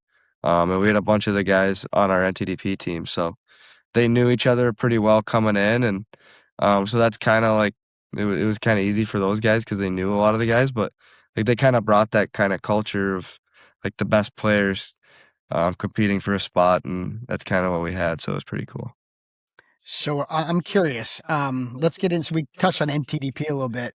So, at what point in high school did somebody come up to you and be like, "Hey, listen, like we want you to come to NTDP"? When did you start getting recruited, and how did that process go? Um, so I never even like thought about NTDP honestly when I was younger. Like it was going into my sophomore year, like I'd kind of like heard some stuff about it, just like because my brother got invited to go play some games at the end of um our his sophomore year and my freshman year when I was in Bantams. So I Right. was like, man, like those guys are sick. Like that'd be so cool. So that's when I kind of started heard about it. And then my buddy Ty Hansen tried out for the '05 team. Um, and so I kind of heard a little bit out from him and how hard it was, like even at their tryout. Um, he ended up not making it, which ended up pretty good for him. I mean, he went to Sioux City and was the captain there after high school. But Right. um, yeah, so it was probably like halfway through the year. One of the NTDP scouts came to one of my games, and I didn't know about it until like after the game. He was sitting with my grandpa up in the stands watching our high school game, and I was one of the. We lost 2 games of my high school year. It was actually to Danny Nelson, like we got to earlier. And Right. that was one of the games we lost. So I was like, I got in the car after mad about we lost, and then I heard he was there, and I was like, God, are we Oh kidding? boy. Are we serious right now? Just punching the seat. And I didn't take losing very well at that time either. We went to a Bulldog game after that game. It was like an afternoon game. So we went and watched UMD after, and I was just in a bad spot the whole game, just sitting there like watching. So I kind of thought about it, but then I kind of put it out like, and then towards the state tournament time, they sent out the invite to camp, and I was on there, and I was kind of like excited to see the other guys that were kind of in that invite. But when I got to camp, like I was so nervous because just like the way that Ty had talked about it, the tryout was like insane. Like we did like these crazy. I don't even know if they can do them anymore because of Safe Sport have gotten like NTDP in trouble, which I think is pathetic because that's like the best times I've ever had. Like we were working so hard my U17 year and in the spring. But anyways, at tryout, I just tried to like be buddy with everyone. I'm pretty talkative, so it was kind of fun. But all apparently like throughout the tryout, like guys are getting asked in the middle of it, like to come play there next year. So like 75% of the roster was made like before like the last day of the tryout. And so guys are keeping it quiet. And I don't really hear anything. Like I'm just like, man, like I was ready to go back home, and like I was like, I don't know if I'm good enough. I watched the 014 practice one of the days, and they were unbelievable. Like Lane Hudson, Logan Cooley, Cutter Gauthier, and they were playing like the 3 cones drill where you skate through the cones. And I'm like, this is ridiculous. I'll never be close to this level. But actually, I was like, this is the most crazy thing I've ever seen. Wow. I'm just sitting in the corner, like 5'4", like 120 soaking wet, and I'm like, there's just no way. I'm going back home. So then the last scrimmage we had, I was probably my best scrimmage. Like I felt good. But I was kind of accepted, like I probably wasn't gonna make it. And then like I'm getting undressed in the locker room, and one of the guys comes out and was like, they want to see you like up top. And so I went up there, and the coach was Adam Nightingale. He's at Michigan State now. He ended up not coaching us, but he was the coach of the 04s. So he was kind of like, he's like, Con, are you in? I was like, what are you talking about? Like, he's like, are you in? I was like, I don't know. I got to talk to my mom and dad and stuff. But then they like offered me in the office like 5 minutes later, and I was like, I want to do it. Like, this just seems like right up my alley, like pushing myself. My agent actually told me, he was like, yeah, like, I don't know, like if you're ready to do this. But I was like, screw it. Like I've always kind of been that wanting to push myself. And then I'd have that one up on my brother a little bit too, because he didn't make it. So that was kind of nice. Right. But my brother was actually playing for the Chicago Steel at the time. So I kind of told him I wanted to go to NTDP, but on my walk out, like after I got asked, I saw the Chicago Steel general manager, and he offered me a tender with Chicago. So I'm like, do I go play with my brother, or do I take my own path here? Oh my God. So I had to think about that and see what my dad thought was the best option, obviously, and ended up wanting to go to the program. But the hardest call I made after making it was with my grandpa, because he was high school hockey coach. Like he didn't coach me, but he was always a big believer in like stay in high school, like go to juniors when you're done. Right. So I call him and I'm like, Grandpa, like I think I'm gonna do this, like, and he was like, what do you mean? Like, why would you do that? Right. Because he didn't really know anything about the program. Sure. So I kind of got a little teary eyed, like, Grandpa, like this is like what I got to do. Like this is what I want to do. He's like, no one's pressuring you into this or anything, and I was like, no, I think this is best for me. And now he's like, holy crap, like that's freaking sick. Yeah. Because he came in to watch some games, and he's like, why are these kids so shit. Now he knows. They're so skilled. Like, Right. Yeah. So now and Minnesota hockey is pretty legit. So it's hard Yeah, to one it's up. really good. Like we had Yeah. a tournament in at our USA hockey rink, and him and my grandma came and watched. My U18 years was his first time coming kind of watch there. He's like, how old are these guys? Like, these guys are seniors and juniors in high school. Right. And it was so that's kind of cool, like to have him be a part of kind of just see another path to take. But yeah, that's kind of my program story a little bit. Yeah, it's so cool. So, but that's wild though that you were asked, by the Chicago Steel coach, and you had to weigh between playing with your brother or going on your own path, and that was, so what was, so so you said that was a difficult decision, understandably so, I would think, but in terms of like what you felt and the program could offer you that like you couldn't get elsewhere, or like if you could answer that a little bit, and then also if the concern of it not going, if it was the wrong move, like what was the concern? The concern would have been that like you were stuck, like yeah, like if you could just kind of talk that out a little like bit. You go there, you're away from home. You could hate it. Like if you go there, like there's some guys go there and maybe don't put everything into hockey. Like they're good players, but like you're at the rink. Like for me, like I kind of like being at the rink, but like I was at the rink from like 7:45 to like 5 o'clock at night, like both years. Wow. So it's like a lot of like you could get out of the rink at like 2, but me and like a couple other guys like to kind of just marinate and whether shoot pucks or just chit chat in the locker room, shower. Right. But for me, like I never really had a worry. Like I've always wanted to like push myself. Like you're in the gym for 2 hours and you're on the ice for 2.5 hours, Monday, Tuesday, Wednesday, Thursday, and then you play on Friday, Saturday. Like I'm not gonna lie, like I'd get back to my billet house. My U17 year was especially challenging because they're like, you gotta put on weight. Like we gotta get you stronger. So like work so hard, and then I get home and I just pound food, like just eat so much food. So like if I didn't love it, like it'd been brutal because just like you're working so hard. Like there was days I'd wake up and I'd be like, oh my god, like this is ridiculous. But then I'd get there and I'd see the guys and we're joking around and like you have fun doing it. Like my first year in practice, like I got dominated. Like Brody Zemer plays on the Gophers, like he would just work me. Really? Like but it was fun. Like you kind of get to go through your first junior experience with the same group of guys. Like none of them have done it before either. You're away from home, so it's kind of cool to share something like that with guys. But I guess like what you said, like you maybe go to the program thinking like you're gonna be a first, second line guy, and you end up being kind of a role player, even though maybe you go somewhere else and you could be on the first line. I think that's kind of a lot of people's biggest concerns, but for me, I think like off of our team especially, like we had Brennan McMorrow just won a national championship with Denver, and Christian Epperson too. Christian Epperson got cut off our team. He was like Denver's like third leading scorer this year as a freshman. Right. That's wild. So I mean, like I think that you go there, you get better. Like even it doesn't really matter where you end up. Charlie Serrato just signed a contract. He got sent down from his 05 team. I mean, Austin Bernovic had like 20 something goals last year in college hockey. So I think it's pretty much what you get out of it is what you put into it. And so for me, I'd say like if you want to go there, I don't know.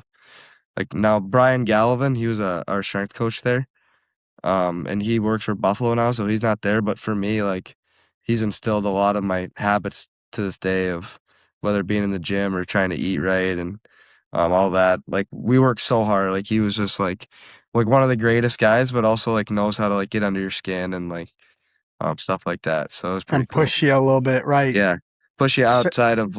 I know how hard I can work now because of like my U17 year that that's the hardest I've ever worked. So now it's not every day is easy, but I know how hard I can push myself, kind of. Yeah, because you've been there already, right? Yeah, exactly. Yeah. And those. All right. So I'm curious. So you were like 5'4", 120. What did you do to put on weight? Because you're probably burning 5,000, 6,000 calories a day. 2 hours in the gym, 2.5 on the ice. What did you do? Like peanut butter and jellies at midnight? Like how'd you put on weight? So I would pretty much like we'd be in the gym. So I burn those calories, but I'm ripping all my muscles. So that's when you really, for me, I don't like to waste that. That's kind of what he said. Like you got to eat. He told me to eat until I had to throw up. And then after I get to that point, he said, after I get to that point, That's awesome. like sit down for a little bit and then make yourself a smoothie, like a big protein smoothie. Protein, yeah. So after I would, and my billets would make so much food, and then after I would do that, I would have to drink a smoothie.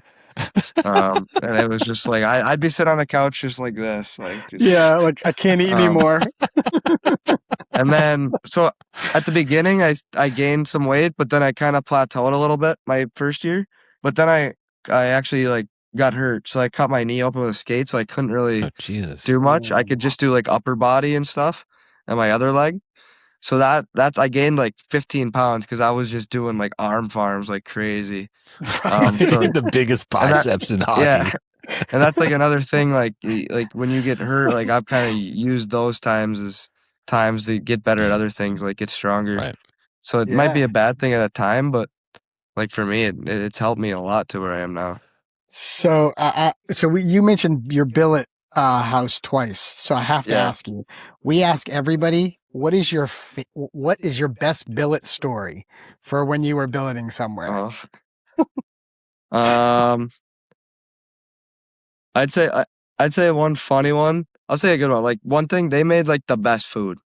Like the Wilmette made the best food. Like I remember my mom said something about how they weren't making me enough early, but like because I must have said something like they don't eat a lot or something, and she told my billet mom that I like wasn't eating enough, but I was always eating enough.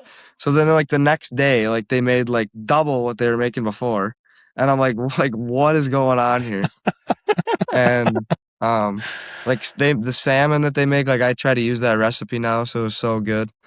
But one funny story is they didn't really know hockey that well when I first got there. They know more now, just kind of being around me and stuff. But I was their first billet, and like one of the game days, like I'm playing at 7 o'clock, and like they come up to my room, knock on the door, like we're gonna go to a movie. Like you want to come watch the movie with us? And it was like 4 o'clock. Like I'm like, no, I gotta go to the rink right now. I gotta go warm up for my game. Yeah, the movie ends at like 7:15, and I'm running late to my game, and I'm like, no. So thanks, but I no think thanks. that was pretty funny. Yeah, right. That's funny. So now they're versed in hockey after you, huh? Yeah. Like my billet brother's big into hockey. Like he can name all the NHLers. So it's kind of cool to see that. Yeah. Nice. Let me ask you in terms of the in terms of just like being away and billeting and that must have been a tough transition. And we've talked to people who have also said that like for a lot of people that move away from home is probably the hardest thing. The first move away from home is like the hardest thing that they've had to go through. Like in terms of your progression through hockey, like what were some of the tougher moments that you've had? What was moving away difficult? Like you mentioned cutting your leg. Was there an injury? Like what were some things? Injuries. Yeah. Go ahead. Injuries are huge. I mean, I've had this actually last year was the first year that I haven't got injured like in the regular season. I got hurt at the World Juniors this year. Actually, I got hurt in the third game. I got a concussion, so I didn't get to finish the tournament, and that sucked. Like that was like that's got to be one of the bottom ones. But like pretty much some of the injuries, like the knee one, like I was mad, but like it helped me. Like I look back and I'm like that helped me. Right. I broke my wrist my freshman year, first game, my first college game. Oh, yeah. And that's probably the lowest I've been. Like I want to make the World Junior team. But our team lost like 8 out of 10 games. The 2 wins were against like Stonehill. So I'm just sitting in the stands. Like a lot of people in the area know me, and like I'm walking down to the locker room. People are like, "What's going on? Like, when are you guys gonna win? Like, when are you back?" And then I'm skating by myself with a power coach, and then the guys would be working out while I was on the ice. And I get back to the locker room, and all the guys are going onto the ice. And then I'm in the gym by myself. So that's probably the toughest times I've had. Just like when you're not with your team, when you're not with your group, you're just pretty much just like why am I even doing this? Like, why am I tying my skate up? But I think that's kind of like what makes you appreciate it more. Like when you are having those good times, you're like, I really don't want to be there. Like you push yourself to be back, and I came back and I wore a cast for my first 4 games back before Christmas. Oh wow! And I played my first 2, and that's the most like excited I've been, or like pissed off I've been going into like a weekend, and I was like just flying. I was just like, I want to kill somebody out here. Um, and then to make it even worse, the World Junior tryout list came out like that day after my first weekend was back, and I was like, I'm not on here. Like coming in, I thought I was gonna be like on this team. I got a great summer camp. So now I'm on the phone with my dad. I'm like, how can this happen? Like I was so mad. And then we went to ASU um went to ASU the next weekend, and I was like really good. Like again, like I was playing so mad. I still had the brace on. Like I couldn't stick handle very well, but Right. I was just like, all right, I'm just gonna skate around and move my feet and see what happens. I had another really good weekend. Go back home, and I get a phone call from John Van Beesbrook. He's like, we're gonna make it one extra player at camp. And then I'm like, so this is all worth it. Like, this is sick. And then nice. like a day before we go to the camp, like I get that call, go there, like they booked this flight. I missed the flight. It got canceled, so I had to drive to the city. Oh my The last god! one there, like I missed like the first day of meetings and everything. Oh shit! And then 2 weeks later, we won the gold medal. So that was like, Yes. you go from like your deepest lows, and then like all of a sudden God rewards you a little bit with like you win a gold medal with the USA. So it's crazy how stuff happens so fast. That's unbelievable. Let me Yeah. ask you this one. Like wild. obviously winning Hobey Baker, massive achievement. I mean, like you've no shortage of success. Like as you continue to like, advance in your career, what's it like, I guess, becoming like, more of a household name, like winning these kind of accolades? Like, is there anything in particular that you've had to do to kind of like, I don't know if block out that stuff is the right thing, but like, is it been difficult, like with the additional attention that's come along with all this stuff in terms of your hockey training and staying focused on like, the end game? I think that's kind of the biggest thing with the group of guys I'm around at all the time. Like obviously, yeah, I get a lot of talk and stuff more and more lately. Like I'll going around town. Like I was a lot of people in my area knew me already. But like it's pretty cool to like do it with guys around me. Like it makes it so much easier. Like I'll go to the rink and I'll get chirped about something, or like it just makes it kind of easier. Like get under your skin, and you're like more focused on like that day of like, I don't want to lose in this 3-on-3 scrimmage, or like in the gym, like I'm not gonna let that guy like lift more weight. Like Right. so for in that way, it makes it a lot easier being around guys that are really driven as well. Sure. So it doesn't really let you slack off or like just take a day off and stuff like that. Yeah, that Yeah. makes sense. Yeah, Wow. I mean they say you are a combination of the 5 people you are around the most, right? Yeah. I mean, so if your 5 people are your 2 brothers and your mom and dad, and then insert 5th person here, I mean that's not a bad 5, Yeah. Max. Yeah, it's been pretty special. So Yeah, it's sick, dude. It's insane. So you're obviously drafted by the Red Wings. So I mean, I know you've been to camp with the Red Wings. What was that experience like? yeah. I mean, what are your thoughts moving forward? I'm just curious to hear. Yeah. I don't know if you guys saw, but my little brother just got drafted too to Detroit. Oh, no, I didn't know that. No shit. Same exact pick. No way. 47 or something like that, right? 47th overall, yeah. Right. That's wild. insane. So I get a text like right before it, like they text me like, you're gonna like this one. And then that's like funny. all of a sudden he gets picked. So that was pretty dang cool. So you and Victor are on the same NHL team. Yeah, I just went to camp with my brother. Like we were roommates. Like it just at an NHL camp. Like no big deal, but so that's pretty cool. So that's kind of what's going on right now. I'll get to play with them next year, and then hopefully make a couple years down the road, like we're roommates playing in the national. That would be the dream. I mean, it just sounds absurd, but it could probably possibly happen. Is it That's wild. So like having having your brothers. Wait, let me back up and just ask this first. Have the 3 of you played on the same team before? Never. So this is going to be a first. I've never even played with my younger brother. I've played with my older brother like every other year on the way up, but he's kind of just been the short end of the stick, just watching us, and like people around here don't even really know him. Like because my dad got an assistant coaching job in Chicago right when he was getting into high school. So, and that's kind of when he took his game to like another level. He's always been good. Yeah. But he kind of like you said about the other interests, like he really liked to like mountain bike when we were younger. Like he was sick at mountain biking and stuff like that. But he's always good at hockey as well. And then he went to Chicago and he was around like Patrick Kane, and that's always been his favorite player all the way up too. Yeah. And he was like super good to him. Like he was watching the Blackhawk games with Patrick Kane, senior, like Patrick Kane's dad. No way. So he's just sitting there, like my mom would be at the game and he'd be like, "All right, see ya." And he just like go sit with Mr. Kane. And it's like my mom's like, "Oh yeah, all right, sounds good." I get it. I would too. So that's kind of when he took his game to another level. Like their team won with the Chicago Mission. They won the national championship. So that was pretty cool for him. And then he made NTDP, which was once he kind of saw how I was doing there and having a lot of fun. Yeah. He kind of just was like, "All right, I'm gonna do that." And he was just super driven. And he went there and had a really good year. He was like one of their top forwards taken this year. So, yeah, it's pretty cool. Unbelievable. So what's that dynamic going to be like? I mean, like on one end, a lot of like, fun. I don't know. Yeah, but I mean, like on one hand, I could imagine situations where it's like, people can be hardest on the ones they love the most, right? And so it's like easy to like, chirp or like get hard, be hard on like your brothers, but at the same time, like who else would you want in your corner when things aren't going your way to pick you up? Like, like what are you thinking about? What it's going to be like? Do you think it's going to be I kind of know. I kind of know just based off of like even today we all skated together and it was just a chirp fest.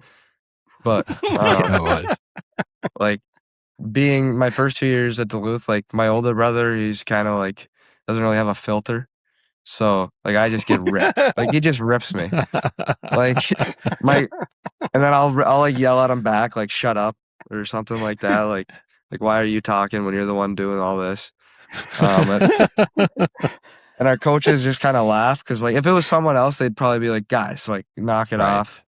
But like guys kind of just sit there and like stare like this is like, unbelievable what they're saying. It's like a sitcom. It's like I think with Victor there, hopefully it'll be like I don't think I'm as harsh as my older brother is. I hope not. I guess we'll see. But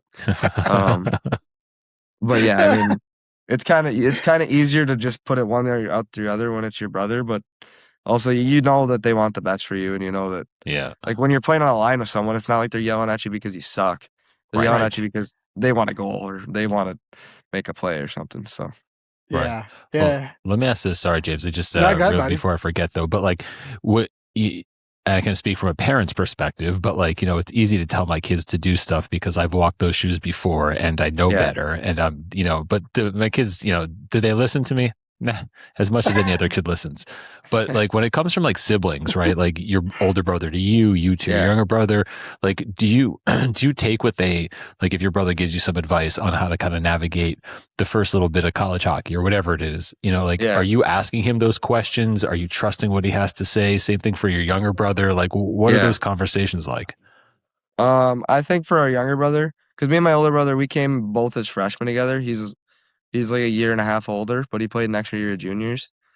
So we came together, so we kind of been through it together. But for Victor, he's kind of been asking all kinds of questions, like what's it like, not just hockey, but like school and like all that stuff. And I'm not the smartest guy ever, and I've asked, like through my first 2 years here, like we have a great culture at UMD. Like I've been able to ask like the upperclassmen anything, and they're not gonna be like, "Oh, you're an idiot."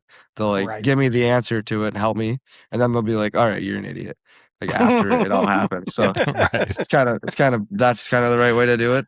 But that's just one thing. Even we have here like that. I feel like that's kind of cool because we've learned from other guys and how to kind of help freshmen. But Victor can figure it out on himself. I mean, he's good enough at hockey to take chirps and stuff that he can have. But he'll learn. He'll learn a lot this year. So it's pretty funny. We've we've talked to brothers before. We had on Kellen and Connor Jones, who both played D1 at Quinnipiac, and then they both got drafted. And now Kellen is an assistant coach at Holy Cross, and his brother Connor, his twin brother, is a assistant coach at Princeton.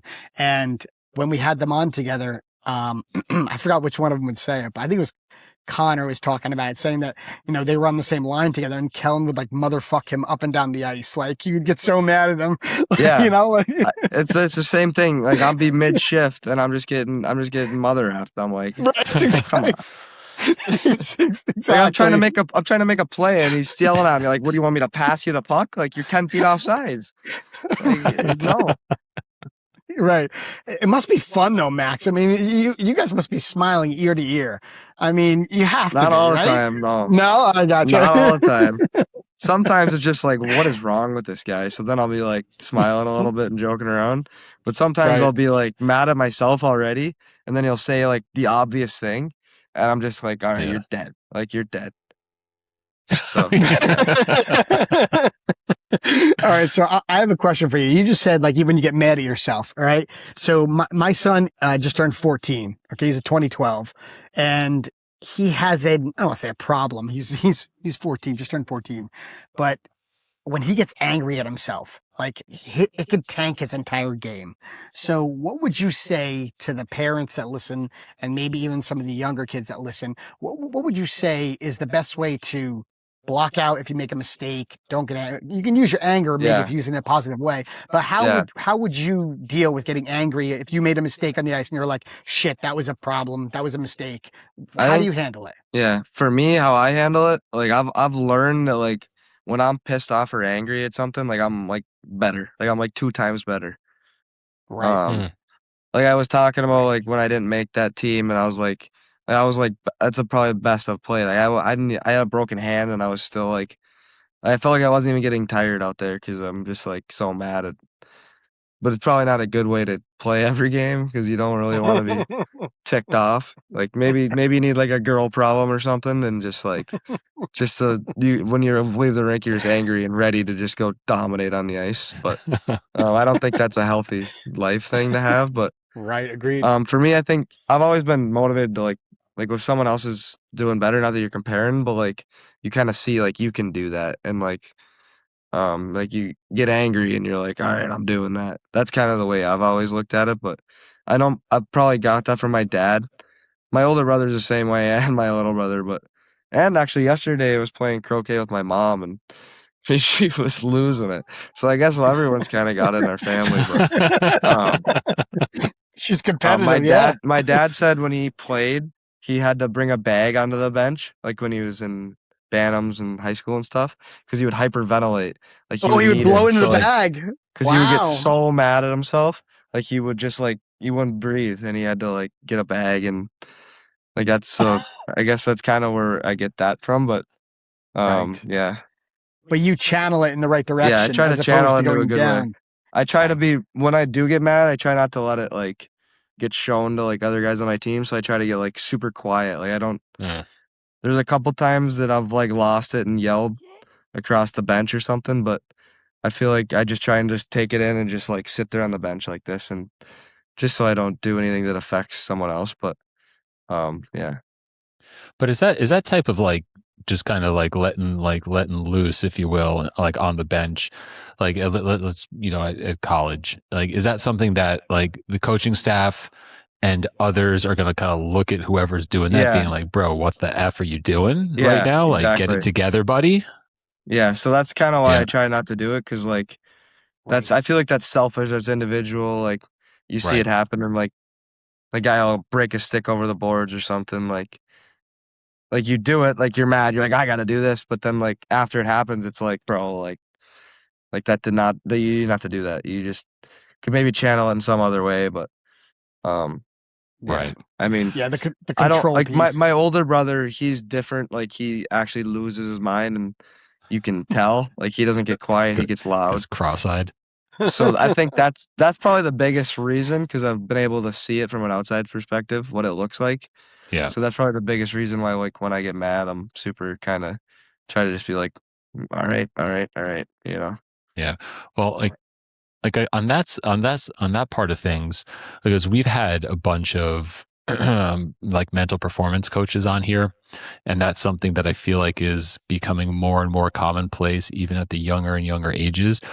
what was your experience with, like, let's call it mental performance? Like, and when did that get introduced to you? Is it something that like you're engaged in now?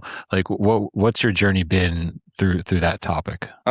So we had at the program, we had someone that was kind of like a mental performance coach that was like free to go talk to and stuff. But for me, I've kind of like just used people around me for like if I need help with like if I'm in my head during games and stuff like that. And also like I'm a believer in Jesus, like I go to church and stuff. So like we have group Bible studies, and for me like to listen to like other athletes talk about how they like are just like, all right, at the end of the day, like this isn't like what I'm playing for. Like this isn't the end all be all if I don't score a goal. So There's for me something bigger.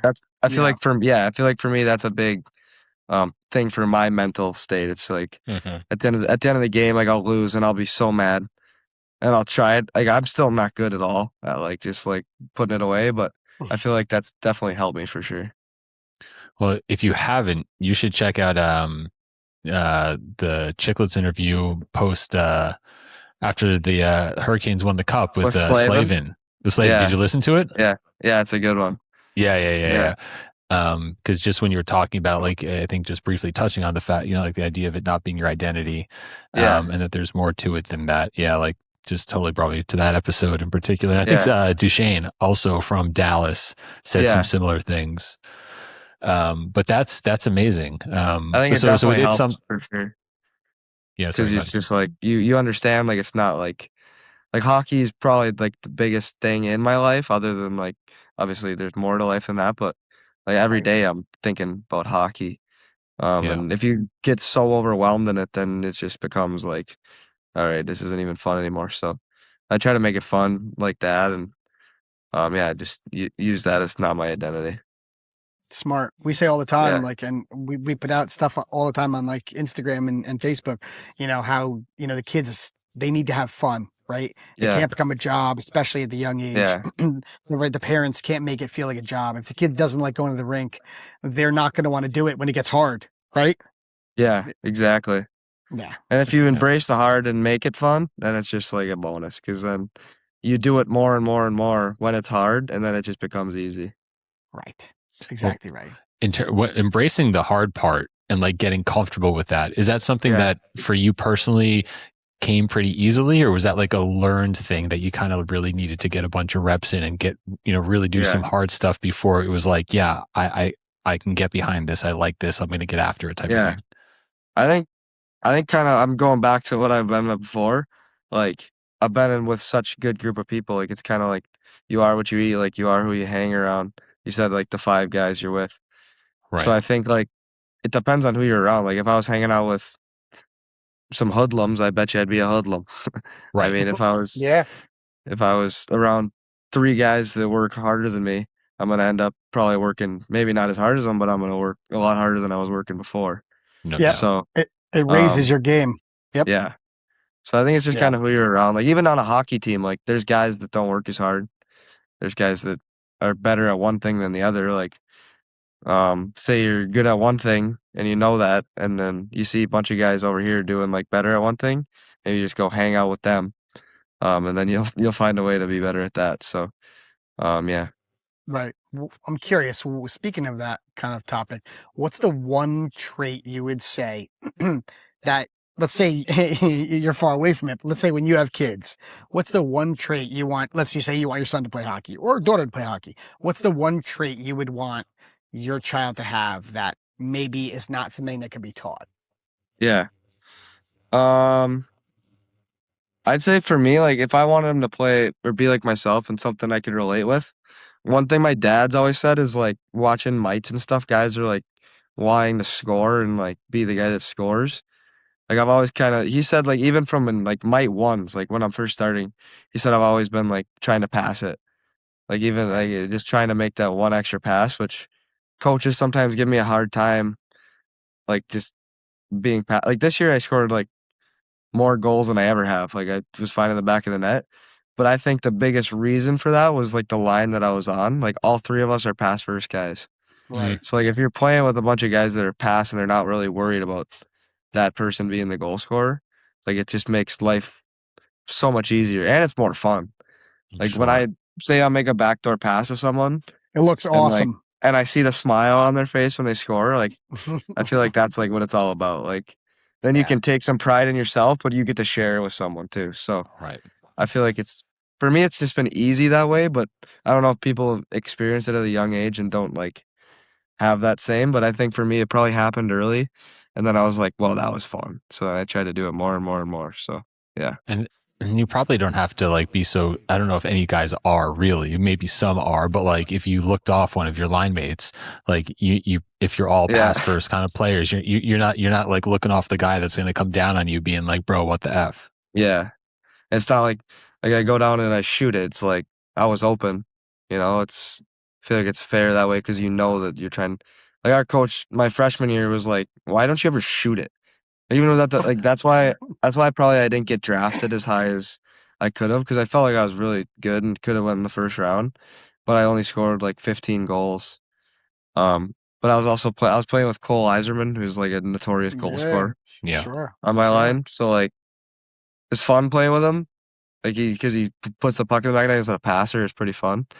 But I got to kind of experience the other side of it too, where you're playing with two other guys that are looking to pass to you. So, yeah. I think, yeah. Yeah, at the younger age, a lot of kids just want to score, Max. Like, you're 100% right. And they don't, and the team concept at the younger ages is really hard for them to get their head around, right? And I'm not And it could be parents too, pushing and like, 100%. yeah, like I want you to score. And for me, my dad was never like that. He never cared about our points or like, he was always like, he'd be like proud of us if we were working hard and stuff like that. So that's kind of the way it's supposed to be. We say it to our kids all the time. We're like, as long as you affect the game, just go out there and do it. Doesn't have to be on the score sheet, right? If it is, great. But when you work hard, good things will happen to you. Points come, you know. And again, a real hockey coach knows that you're impacting the game, even if it doesn't show up on the score sheet, right? Yeah. Especially when you get to the levels that you're at, not everybody can put the puck in the back of the net, right? I mean, the kid who was scoring. And don't get me wrong, it's nice. I mean, it's nice to score a goal. Like, it feels good. Yeah, but like, it feels real good. But like if you're, if you're doing it with other guys, it's way more fun. It's not even close. Yeah. Right. That's so well said, by the way. You share it with somebody else. You said that like 5 minutes ago. That was like so well said. Well, one thing I just popped into my mind as you were talking about like natural goal scorers and Iserman and someone's always found at the back of the net, made me just think about just like the kind of reps that yourself or others have kind of put in leading up to where you are now. And one of the things that happens a lot over here, and just curious about what your experience was in terms of like having like private coaching, either semi-private lessons, whether it be skating, stick handling, whatever it might be. Was that is that something that's like prevalent amongst folks in Minnesota? And if it is, like, was that something? Did you have skating coaches and skills coaches growing up? Yeah. Honestly, like I was just talking about this with my buddy today in the gym. Like we do like battle drills like no one's business. Like in the summer, like I was just in Detroit for development camp, but I also went for the week before. And it was a lot of like skating work, skill work, like around cones and stuff. And I was like, you guys do this all summer? Like, I was like, is this all they do? Like, I was watching during development camp, there was like a group of like 4 guys out there shooting on a shooter tutor, skating around cones. And I'm like, I would hate hockey if this was what I was doing every day. So we do like in Hermantown, it's always kind of been like we had the outdoor rinks when we were younger. Like we didn't have coaches out there. We were playing like Hongo, or we call it Stanley Cup, where you're just pretty much just playing 1v1v1v1v1 all the time. Right. We still do that at UMD actually. At the end of practice, we'll get like 5-6 guys and we'll just play all v all. So I think that's kind of like, that's literally what I was talking about. I was like, there's so much hockey in a scrimmage. Like there's so much hockey in a scrimmage. That's kind of a saying we had. One of our coaches in Hermantown, like, was like, you could do all this stuff all day, and then you still won't know how to like read a defenseman or like make a fake on like an actual human being. Right. So I think that's, for me, that's my biggest thing is like, and it builds competitiveness. Like if you're playing a game against someone and you keep like a track of a series, or like you win one day and not the next, like it kind of builds a fire, and makes you do like an extra couple shots after practice, or then you find something that you could work on. Right. Like whether it's a one-timer or like picking up a puck on a wall. Like we do all those for like probably 20, 30 minutes. Just like simple stuff that helps you. And then we'll just get into like a game or something. So that's kind of how we do it here. It's so funny that you that you mentioned the like the battle drills and stuff like that, because the guy whose jersey is hanging over your right shoulder, I mean, that guy goes with Sidney Crosby every spring, summer, and the two of them just go at it like animals. Oh yeah. I mean, you're right. Like that's my favorite player. Yeah, I figured as much. Yeah. I figured as much. Now, is he your favorite player because he's also a shorter dude in the NHL? Yeah. When I was younger, like, yeah, I mean, I was the biggest Marchand fan. Like, my nickname was. It's hard not to be. My nickname was Brad by all the guys in Hermantown.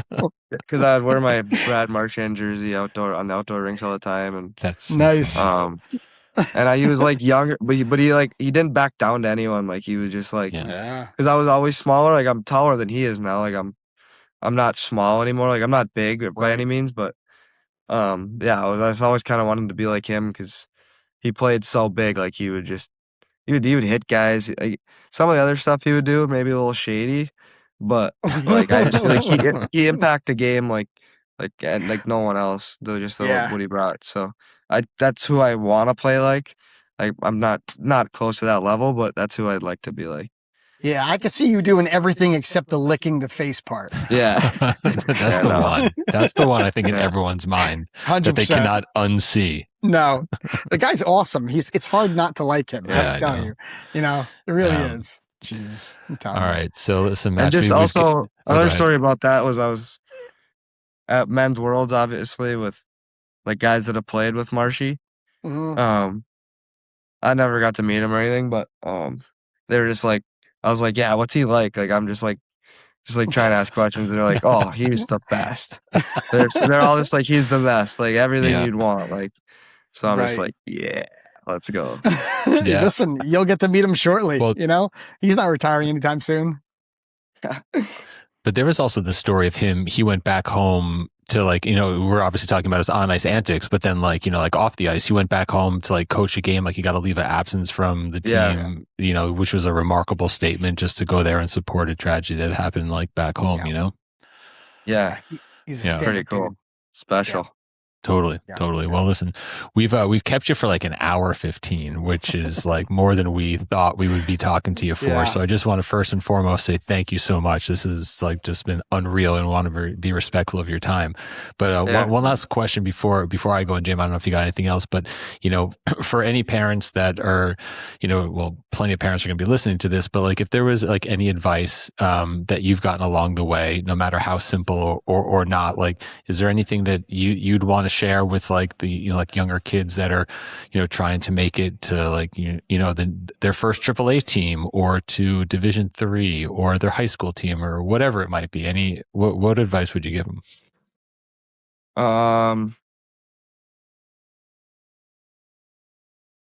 Put you on the spot. Yeah, totally put you on the spot, but it doesn't have to be anything like like just like, I don't know, have fun with it. I feel like that's a generic answer. But like, I don't think things are built in like Rome wasn't built in a day. Like for me, like I have a buddy that he's playing on UMD next year. We kind of grew up playing together. He was always like almost as good as us. Like he was always really good. Yeah. But like no one ever talked about him. Like he's playing Division I hockey next year, and he was just always like a good player, but never like got talked about. He did his time, like he played with us, me and my older brother. He was our line mate, kind of. And they would talk about like my older brother a lot, and then I got talked about like a little bit because I was younger, but he would get like nothing, and like he didn't really mind it. He was kind of quieter kid, and so then he went to juniors. He played in the NAL for a year. He did really good there. So everyone's like, all right, maybe make the USHL. So then last year he played 2 years ago he played in the USHL. He was more like a fourth, third line guy, center. And now this year he went and was the first line center. His last year junior.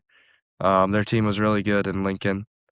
And now that next year he's coming in to play for UMD, and he's going to be a big role on our team. Like he's he probably could have played college for the last 2 years, but they kind of told Right. him like go back, like move up the ranks, and he played wing. Now he's a center. Like, you play both now, so that's pretty cool. You can Wow. learn both ways. He's a penalty Yeah. kill guy, power play guy.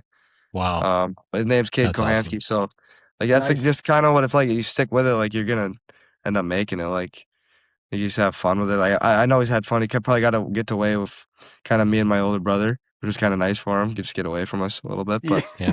Right.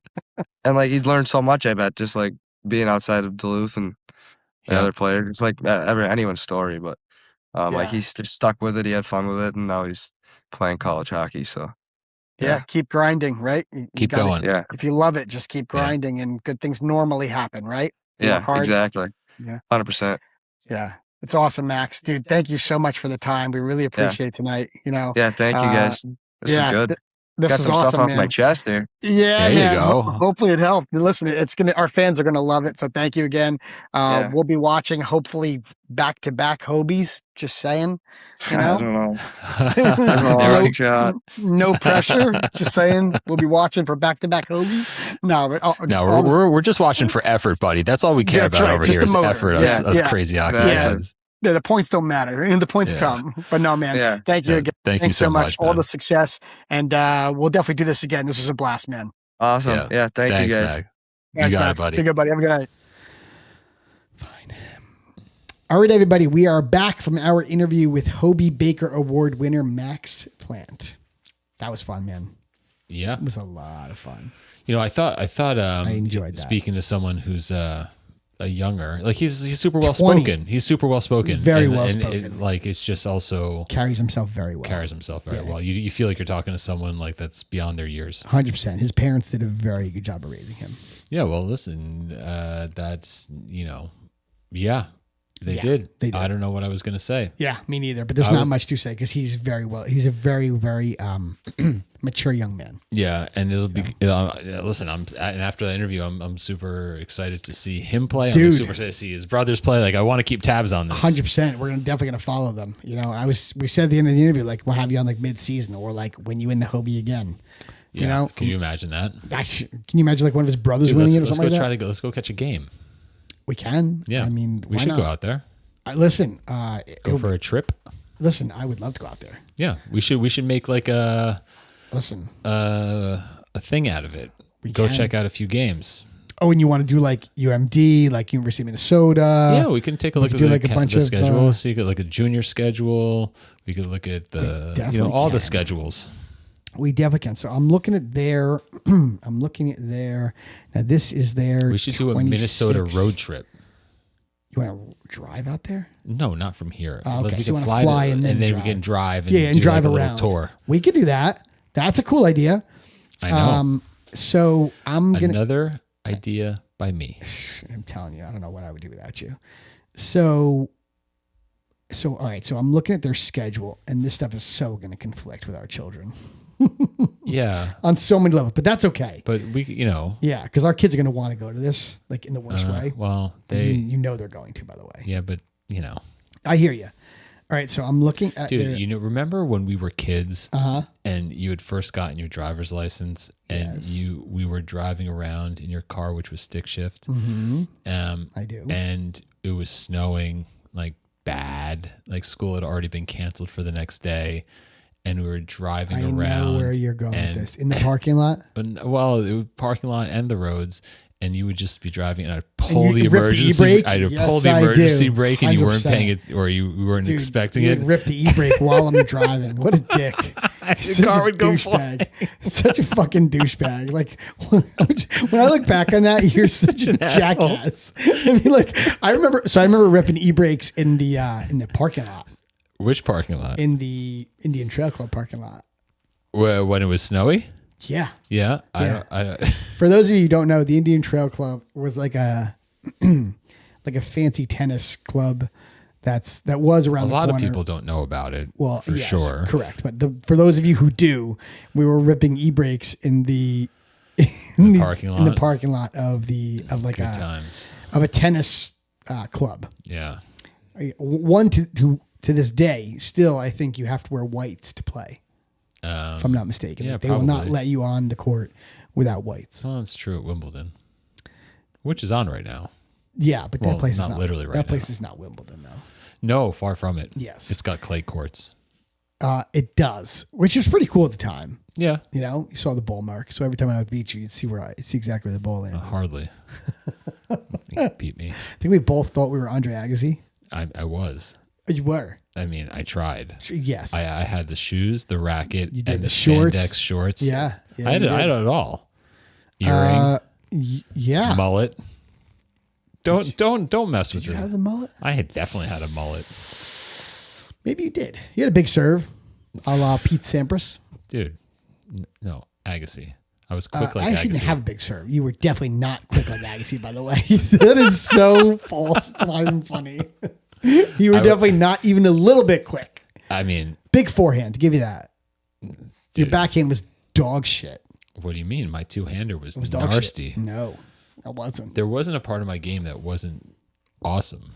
Your net game was not awesome. Really? Yeah. Yeah. Your baseline game was better. You think you could? What? Baseline game Fine. was better. No, you had a decent baseline game. Yeah, I could hit. Yeah. No, you definitely could. That's what I'm saying. You'd be good at pickleball. I wasn't quick. No, that's one thing you never were in any sport, for that matter. Well, you know. Well, when you're like 6'4", you know, And at like 10 years old, I mean, it's hard to be quick. Fair. You know, that's not easy.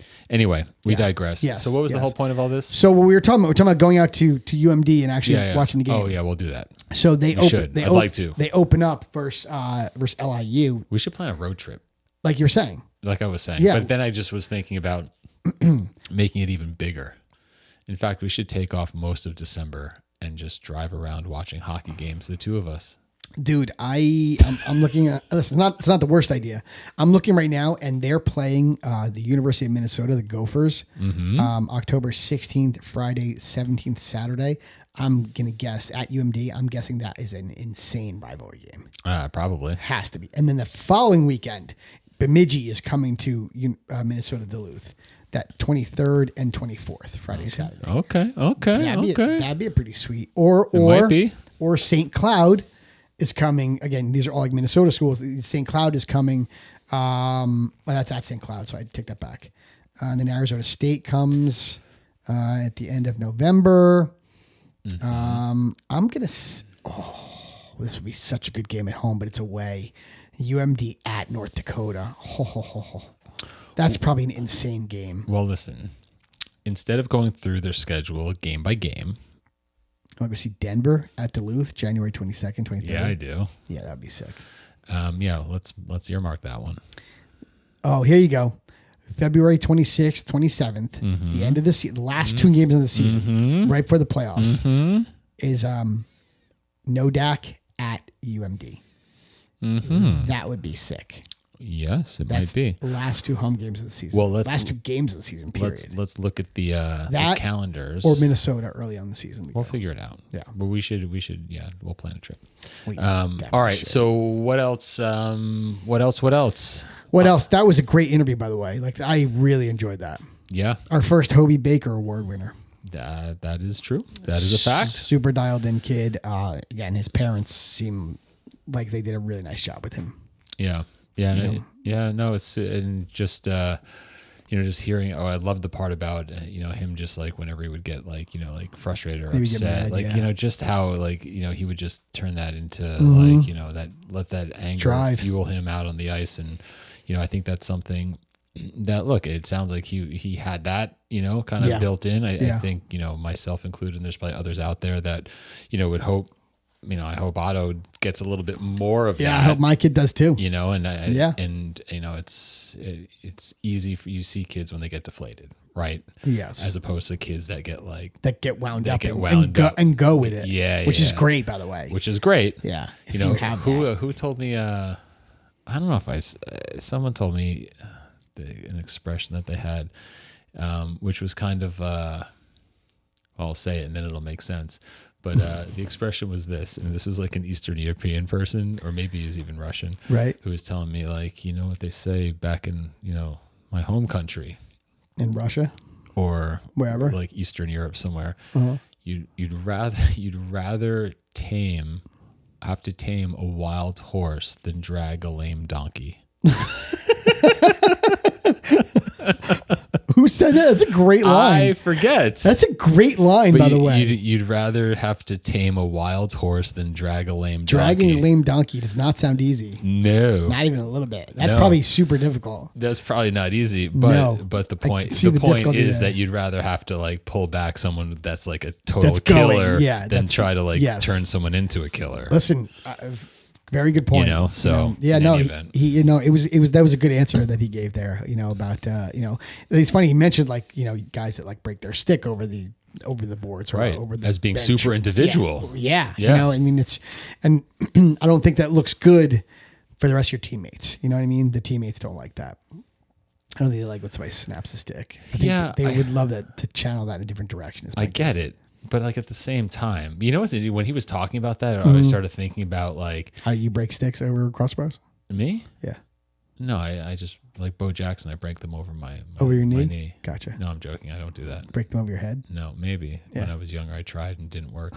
It just left a mark. I can imagine. I'm sure that gave you a headache. No, well, now you make me think about those stupid videos, and I think we talked about it on a pod where there was like like the videos with the karate person like breaking like wood. You remember like trying to do that as a kid? You would like try to like chop wood, and then, like it's so stupid. You just stack shit up and you like pretend like you can cut it with your hand, like you have a fucking ginsu attached to your forearm. It's like, oh my god, that stuff's so ridiculous. Oh my god, stop it. You know what I mean? Yes, I do. Okay. Oh my god, I was thinking of something. Oh, yes, you made me think of something that I can't say on this podcast. Okay, fair. But oh my god, yes. But yeah, my kid is a stick slammer, and I'm trying to get him to not be.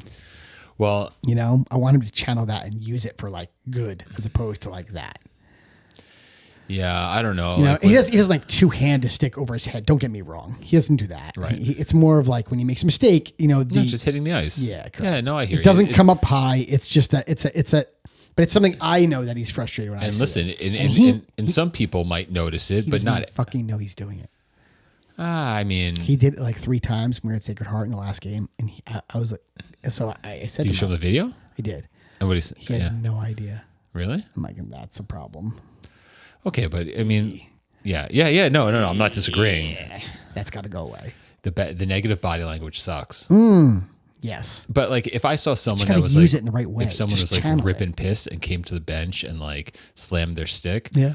I mean, like, I don't know. That doesn't bother me. It doesn't bother me either. As long as you use it in the right way. Like, don't like bomb your teammate. Well, Max said he yelled across the bench a couple times, but for the most part, it sounds like he keeps his head, which is really great. Yeah. That's from a skill, watching his older brother lose his mind. Is what he said. That's what he said. That was Zam losing his mind. What? That was Zam. Zam was losing his mind. The older one, yeah. Jesus, I'm telling you. So that's how he's learned to keep it a little more composed. What's crazy is that 3 brothers, 3 different paths.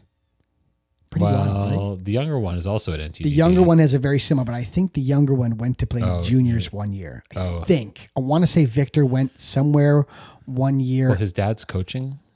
So his dad coaching. So his dad was an assistant at Minnesota Duluth. Yes. And now he's an assistant coach with the Blackhawks. Right. Yeah. Right. So, so I think they all 3 had, and I meant to ask it, but we didn't have time.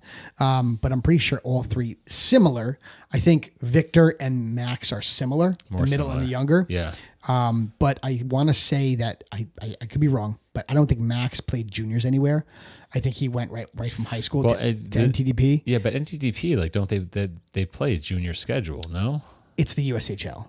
Yeah. So they both were in the same league. Yeah, but that's not junior. Right? It is juniors, but they didn't have the same path. Yeah, no, fair enough. NTDP is definitely, it's the same league. It's a different animal. Yes, same league. Think. Well, and right, and the NTDP is part of the USHL, right? But 3 different kids, 3 different paths essentially. But you're right, Victor and Max are similar. Yeah, I think right. Zam had a different path. But I thought that was pretty cool because we always say how all paths are different. Yeah. Right now, one kid has the same path for the most part. Yeah. Obviously, I'm sure there could be some overlap, but I mean, 3 kids from the same household with 3 different paths. You know, which I thought was pretty cool. It made me think of stupid is not the right word, but a book I used to read to my kids. It was like a Sesame Street book, and it was just talking about people are the same, but they're different. Right. You know, we all have noses, but none of our noses look the same. You know what I mean? Like, yes, we all have whatever. So, but like, when talking about the macro versus the micro, macro speaking, there's a lot of similar paths, but it, like, when you start looking at like the more nuance and the details of it and how one goes to one versus the other and this and that, like, yeah, there's a lot of different paths, no doubt. Yeah. Now that I'm looking it up, I want to say, I think Max and Victor had very similar paths. Yeah. Which is rare. Let me see. I want to see Max. High school. Here's high school. No, they're very similar. Wow. Yeah, they're similar. They're very similar. I think they both went from high school right to NTDP. So they didn't finish high school at Hermantown. No, it doesn't seem like that. Yeah, which his grandfather was not happy with. Yeah, but then learned after going 100%. to see a game. And he's like, holy shit. Right. These kids are legit. Yeah. Yeah. Well, he just didn't know, right? I mean, you don't know what you don't know until you know it. That's right. But yeah, I'm sure his grandfather was pumped after that. I'm sure. So yeah, they did have very similar paths. Oh, and the fact that him and his brother both got drafted to the same organization with the same crazy exact is pick. that? I didn't know that. That was cool, man. That was really cool. I did not know that. Yeah, that's crazy. Yeah, that was neat. All right, so listen, not every single time do people have different paths, but most of the time they have different paths. But it seems like Victor and Max had a similar path. You know what I wanted to ask him? I wanted to ask him like how, like, because surely there's families that have done this, but like, any crazy hockey families that have, like you had mentioned, like moved to Minnesota for like high school hockey. And what is thought of people that move in from other states just to play Minnesota high school hockey? Because that's got to be a strategy that people have tried. Listen, I'm sure people have done it. It's funny. We knew somebody years ago who actually left Minnesota and came to Connecticut years ago. Interesting. And that always made me scratch my head. Like, why would you leave that environment? That was an odd thing, I thought. Yeah. That was surprising. It's the only person I've ever heard of leaving Minnesota to come to like the Northeast. Well, like people want to go the other direction. It wasn't because of work? They said it was because of work. But you don't think it was because of work? Questionable. Okay. I don't know. Listen, whatever. You know what I mean? Maybe one of the family members is a fugitive. I don't know. Possibly, I suppose. But no, man, that was a very cool conversation. Yeah, I thoroughly enjoyed that. Yeah, no, I agree. I hope you guys did too, because that was cool. Yeah, man. I hope you guys learned a ton.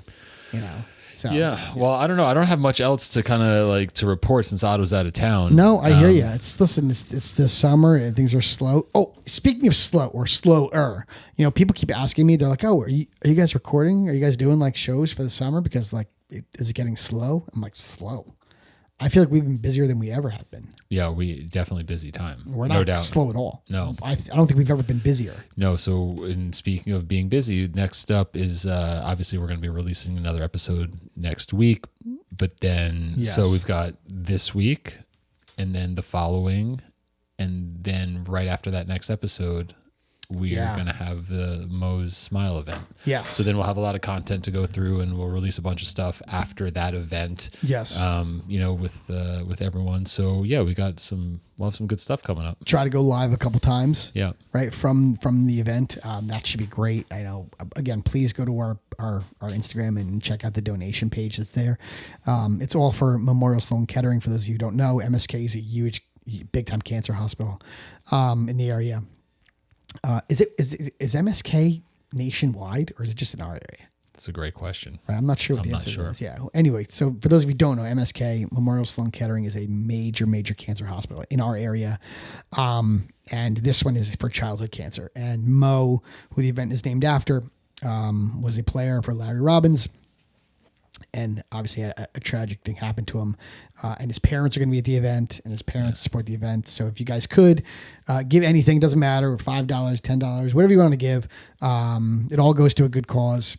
So go check out our Instagram. We have a bunch of stuff on our Instagram about, trust me, you can't miss any of the links. They're all there. Yep. Yeah. And if you have any questions, just write us through social media and we'll help you guys out. 100%. But it's to an awesome cause, and we are honored to be a part of it.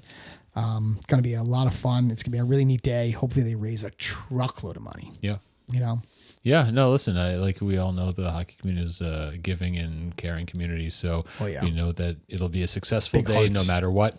But anyone that can contribute, you'll be helping, make a successful day even more successful. So appreciate that. And thank you very much. Thank you for downloading, subscribing, listening, sharing our content, listening, whatever you guys do. We hope it's helpful. We hope it's enjoyable. We try to get a little 1% better every time we come on here. So hopefully you guys are enjoying this. If you have any ideas of stuff you want to hear about, write us. We love hearing from you. And until next time. All right. 74 in the books, buddy. Yep. That's another one. That is another one.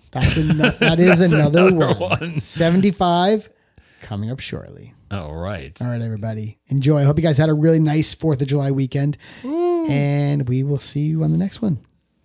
Later. See ya.